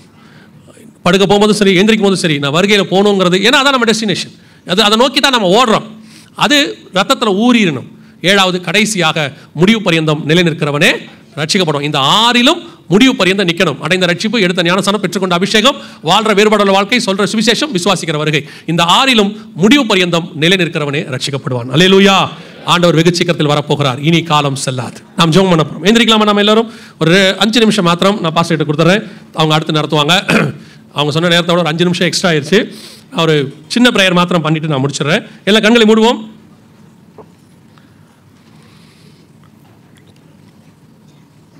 எல்லாம் கண்களை மூடுவோம். ஏற்கனவே சொன்னபடி 1 கொரிந்தியர் 11:31 சொல்லுகிறது, நம்மை நாமே நிதானித்து அறிந்தோமானால் நாம் நியாயம் தீர்க்கப்படும். உங்களை ஆராய்ந்து பாருங்க.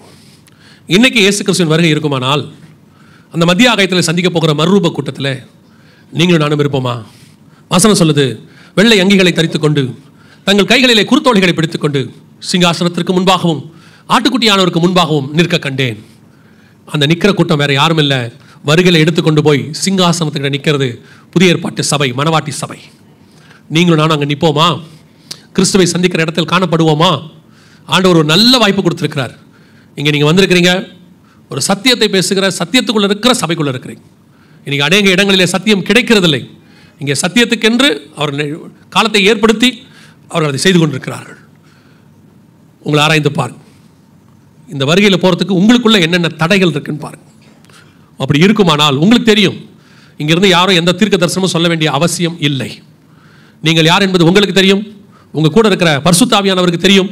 அவர் உங்களை உணர்த்த வல்லமை உள்ளவராக இருக்கிறார். உன் பலவீனங்களில் அவருடைய பலன் பூரணமாய் விளங்கும். ஒருவன் தன் பாவங்களை அறிக்கை செய்து விட்டு விடுவானாகில் அவன் தேவனிடத்தில் இரக்கம் பெறுவான். ஆண்டவர் இன்னைக்கு நம்மை மன்னிக்க வல்லமை உள்ளவராய் இருக்கிறார், ஆயத்தப்படுத்த வல்லமை உள்ளவராய் இருக்கிறார். ஒரே ஒரு நிமிஷம் மாத்திரம் கண்களை மூடி என்ன காரியங்கள் இருந்தாலும் அதை ஒப்புக் கொடுங்க. யோவான் கிட்ட ஞானஸ்நானம் எடுக்கிறதுக்கு முன்னாடி வசனம் சொல்லுது, அவர்கள் போய் தங்கள் பாவங்களை அறிக்கையிட்டு. அதுதான் ரொம்ப முக்கியம். உன் பாவம் எதுன்னு உங்களுக்கு தெரியணும், உங்களுக்கு அது மேல வெறுப்பு வரணும், எனக்கு இது வேணான்னு உங்களுக்கு தோணணும், அதை விட்டுணுங்கிற எண்ணம் வரணும். அதுதான் நீங்க ரட்சிப்புக்கான வழி. அப்படி ஒரே ஒரு நிமிஷம் மாத்திரம் கண்களை மூடி இந்த என்னென்ன காரியங்கள் இருக்கோ எல்லாத்தையும் அறிக்கை செய்து விடுங்க. ஆண்டவர் உங்களை ரட்சிக்க வல்லமை உள்ளவராக இருக்கிறார். அந்த நேரத்தில் எல்லாம் அந்த ஒரு நிமிஷத்தை நீங்கள் அமைதியாய் நீங்கள் உங்கள் பாவங்களை அறிக்கை செய்யுங்க. அந்த நேரத்தில் நான் ஒரே ஒரு கேள்வி கேட்டு நான் ஜெபித்து முடிக்க விரும்புகிறேன். நான் இன்னும் தண்ணியில் மூழ்கி ஞானஸ்நானம் எடுக்கவில்லை. நான் இதுவரைக்கும் ஞானஸ்நானத்தை பற்றி கேட்கல, அல்லது கேட்டிருக்கிறேன் ஆனால் எடுக்கணும்னு தோணலை. நான் குழந்தையில் எடுத்தேன், ஒரே ஞானஸ்நானம் தான் சொன்னாங்க, ஆனால் குழந்தையில் எடுக்கிறது ஞானஸ்நானமே கிடையாது. ஞானம் வந்த பிறகு எடுக்கிற ஸ்நானம் தான் ஞான ஸ்நானம். ஞானம் எப்போ வரும்? கர்த்தருக்கு பயப்படுதலே ஞானத்தின். எப்போ கர்த்தருக்கு பயப்படுவோம்? தீமை விட்டு விலகுதலே கர்த்தருக்கு பயப்படுகிற பயம். தீமை விட்டு விலகி கர்த்தருக்கு பயந்து இனி பாவம் செய்ய மாட்டேன் அறிக்கை செய்து பாவத்துக்கு மரித்து நீதிக்கு உயிர்த்தெழுதல். இந்த ஞானஸ்நானம் தான் ஞானஸ்நானம். இதை நீங்கள் எடுக்கலைன்னா எடுக்கணும், அப்போ தான் வருகையில் போக முடியும். நான் இந்த ஞானஸ்நானத்தை எடுக்க விரும்புகிறேன், நானும் வருகையில் பங்கடையணும், கைவிடப்பட்ட கூட்டத்தில் நான் இருக்கக்கூடாது, அப்படி தீர்மானம் பண்ணுறவங்க எல்லாம் உங்கள் வலது கரத்தை ஆண்டவருக்கு நேரம் உயர்த்துங்க. ஞானஸ்நானத்துக்கு ஒப்பு கொடுக்குறவங்க, இது வரைக்கும் நான் தண்ணியில் மூழ்கி எடுக்கலை, இப்போ நான் எடுக்க விரும்புகிறேன் அப்படின்றவங்கள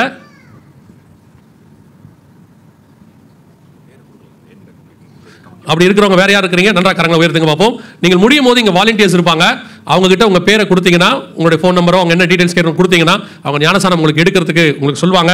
ஒருவேளை வேறு சபையிலிருந்து நீங்கள் வந்திருப்பீர்களானால் உங்கள் சபை போதுகிற இடத்தில் போய் ஞானஸ்நானம் எடுப்பதற்கு உங்களை சொல்லுங்க. நாம் ஜெபிக்க போகிறோம், கரங்களை கீழே போடுவோம், நாம் ஜெபிக்க போகிறோம். கர்த்தர் என்னோடு கூட இடைப்பட்டு இருக்கிறாரு, வருகை மிக சமீபம், நான் அந்த வருகையில் பிரவேசிக்கணும். இப்போ எல்லாத்தையும் அறிக்கை செய்து விட்டுருக்கிறேன், கர்த்தர் வரும்போது நானும் என் வீட்டாரும் இந்த வருகையில் பங்கடையணும் அப்படி ஆசைப்பட்டு தீர்மானம் பண்ணி இன்னையிலிருந்து நான் ஆயத்தப்பட போகிறேன் அப்படிங்கிறவங்க எல்லாம் கரங்களை ஆண்டவருக்கு நேராக உயர்த்தி, ஆண்டவரே நீர் வரும் பொழுது அந்த இமை பொழுதை தவறவிடாத கூட்டத்தில் நாங்களும் இருக்க வேண்டும், மறுரூபமாகிற கூட்டத்தில் நானும் காணப்பட வேண்டும், மத்திய ஆகாயத்தில் நானும் நுழைய வேண்டும், சிங்காசனத்திற்கு முன்பாக நானும் நிற்க வேண்டும். நான் மட்டுமல்ல ஆண்டவரே, என் குடும்பம், நீர் என்னை நம்பி கொடுத்த குடும்பம் இங்கே இருக்க வேண்டும். நோவா தன் குடும்பத்தை ரட்சிக்கும்படி பேழையை உண்டு பண்ணினது போல நானும் என் குடும்பமும் அங்கே வந்து நிற்க வேண்டும். ஆண்டவரே ஒப்பு கொடுத்து ஜெபம் பண்ணுவோமா? Thank you Jesus. ஒப்பு கொடுங்க. ரட்சிக்கப்படாத கணவன் இருந்தால் ஒப்பு கொடுங்க, கர்த்தர் ரட்சிப்புக்குள்ளே கொண்டு வருவார். கர்த்தராக இயேசு கிறிஸ்துவை விசுவாசி, அப்போது நீயும் உன் வீட்டாரும் ரட்சிக்கப்படுவீர்கள். ஒருவேளை மனைவி ரட்சிக்கப்படாமல் இருந்தால் ஒப்பு கொடுங்க, கர்த்தர் ரட்சிப்புக்குள்ளே நடத்த வல்லமை உள்ளவராக இருக்கிறார். பிள்ளைகள் ரட்சிக்கப்படாமல் இருந்தால் ஒப்பு கொடுங்க, கர்த்தர் பிள்ளைகளை ரட்சிப்புக்கு நேராக நடத்த வல்லமை உள்ளவராக இருக்கிறார். தேவனால் கூடாத காரியம் ஒன்றுமில்லை. இந்த ராத்திரியிலே ஒரு சொப்பனத்திலே உன் பிள்ளையை மனம் திரும்ப பண்ண கர்த்தர் வல்லமை உள்ளவராக இருக்கிறார். ஒரே ஒரு தரிசனத்திலே உன் கணவரை மனம் திரும்ப பண்ண கர்த்தர் வல்லமை உள்ளவராக இருக்கிறார். தேவன் நினைச்சார்னா ஒரு நாள் ராத்திரியிலே நேபுகாத் நேச்சாரை கலங்க பண்ணுவார். கர்த்தரால் கூடாத காரியம் ஒன்றுமில்லை. முழு குடும்பம் ரட்சிப்புக்குள்ள வர வேண்டும், காலம் சமீபமாயிற்று. ஒப்பு கொடுத்து ஜெபம் பண்ணுங்க பாப்போம். கரங்களை உயர்த்தி, சர்வ வல்லமை உள்ள எங்கள் தகப்பனே, இந்த அருமையான இரண்டாம் நாளுக்காக உமக்கு நன்றி. பரிசுத்த ஆவியானவருடைய மகிமை இந்த இடம் முழுவதும் மூடிக்கொண்டிருப்பதற்காக ஸ்தோத்திரம். நீர் வரும்பொழுது எங்கள் சபை குடும்பமாக மொத்த பேரும் அத்தனை பேரும் ஆண்டவரே மறுரூபமாகி இப்படி வருகையிலே பிரவேசிக்க கர்த்தர் கிருபை தருவீராக. நீர் மேகங்களுடனே வரும்பொழுது நாங்களும் மேகத்தை கடந்து ஆண்டவரை உம்மை சந்திக்கிற கூட்டத்திலே ஒரே நேரத்திலே பரலோகத்துக்குள்ளே நுழைய கர்த்தர் கிருபை தருவீராக. எங்களை தடுக்க நினைக்கிற எல்லா காரியங்களும் இயேசு கிறிஸ்துவின் நாமத்தினாலே கடிதாப்புறப்படுத்துகிறோம். கர்த்தருடைய மகிமை ஒவ்வொருத்தரையும் மூடட்டும். அவர்களுக்கு விரோதமாய் உருவாக்கப்படுகிற ஆயுதங்கள் வாய்க்காதே போகட்டும். எங்கள் சபையிலே கைவிடப்பட்ட கூட்டம் ஒன்று இல்லாதபடி அத்தனை பேரும் எடுத்துக்கொள்ளப்படுகிற கூட்டத்தில் காணப்பட கர்த்தர் கிருபை தருவீராக. ஒப்புக் கொடுப்போம். தேவ சமூகத்தில் கர்த்தருடைய மகிமை மூடட்டும். என்னென்ன பாவங்கள் பலவீனங்கள் இருக்கிறதோ ஒப்புக் கொடுங்க. இன்னைக்கு கர்த்தர் உங்களை விடுதலையாக்க வல்லமை உள்ளவராக இருக்கிறார். மனுஷகுமாரன் விடுதலையாக்கினால் நீங்கள் மெய்யாகவே விடுதலை ஆவீர்கள். விடுதலையின் ஆவியானவர் விடுதலையாக்க வல்லமை உள்ளவராக இருக்கிறார். Thank you Jesus. நன்றி ஆவியானவரே, கிருபையுள்ள கரத்தில் தாழ்த்திருக்கிறோம். வந்த ஜனங்கள் அத்தனை பேரும் சுகபத்திரமாய் வீடு போய் சேர கிருபை பாராட்டும். ஒவ்வொருத்தரையும் ஆசீர்வதியும், மகிமை மூடிக்கொள்ளட்டும். எங்கள் ஆண்டவர் இயேசு கிறிஸ்துவின் நாமத்தில் ஒப்பு கொடுத்து ஜெபிக்கிறோம் எங்கள் ஜீவனுள்ள நல்ல பிதாவே.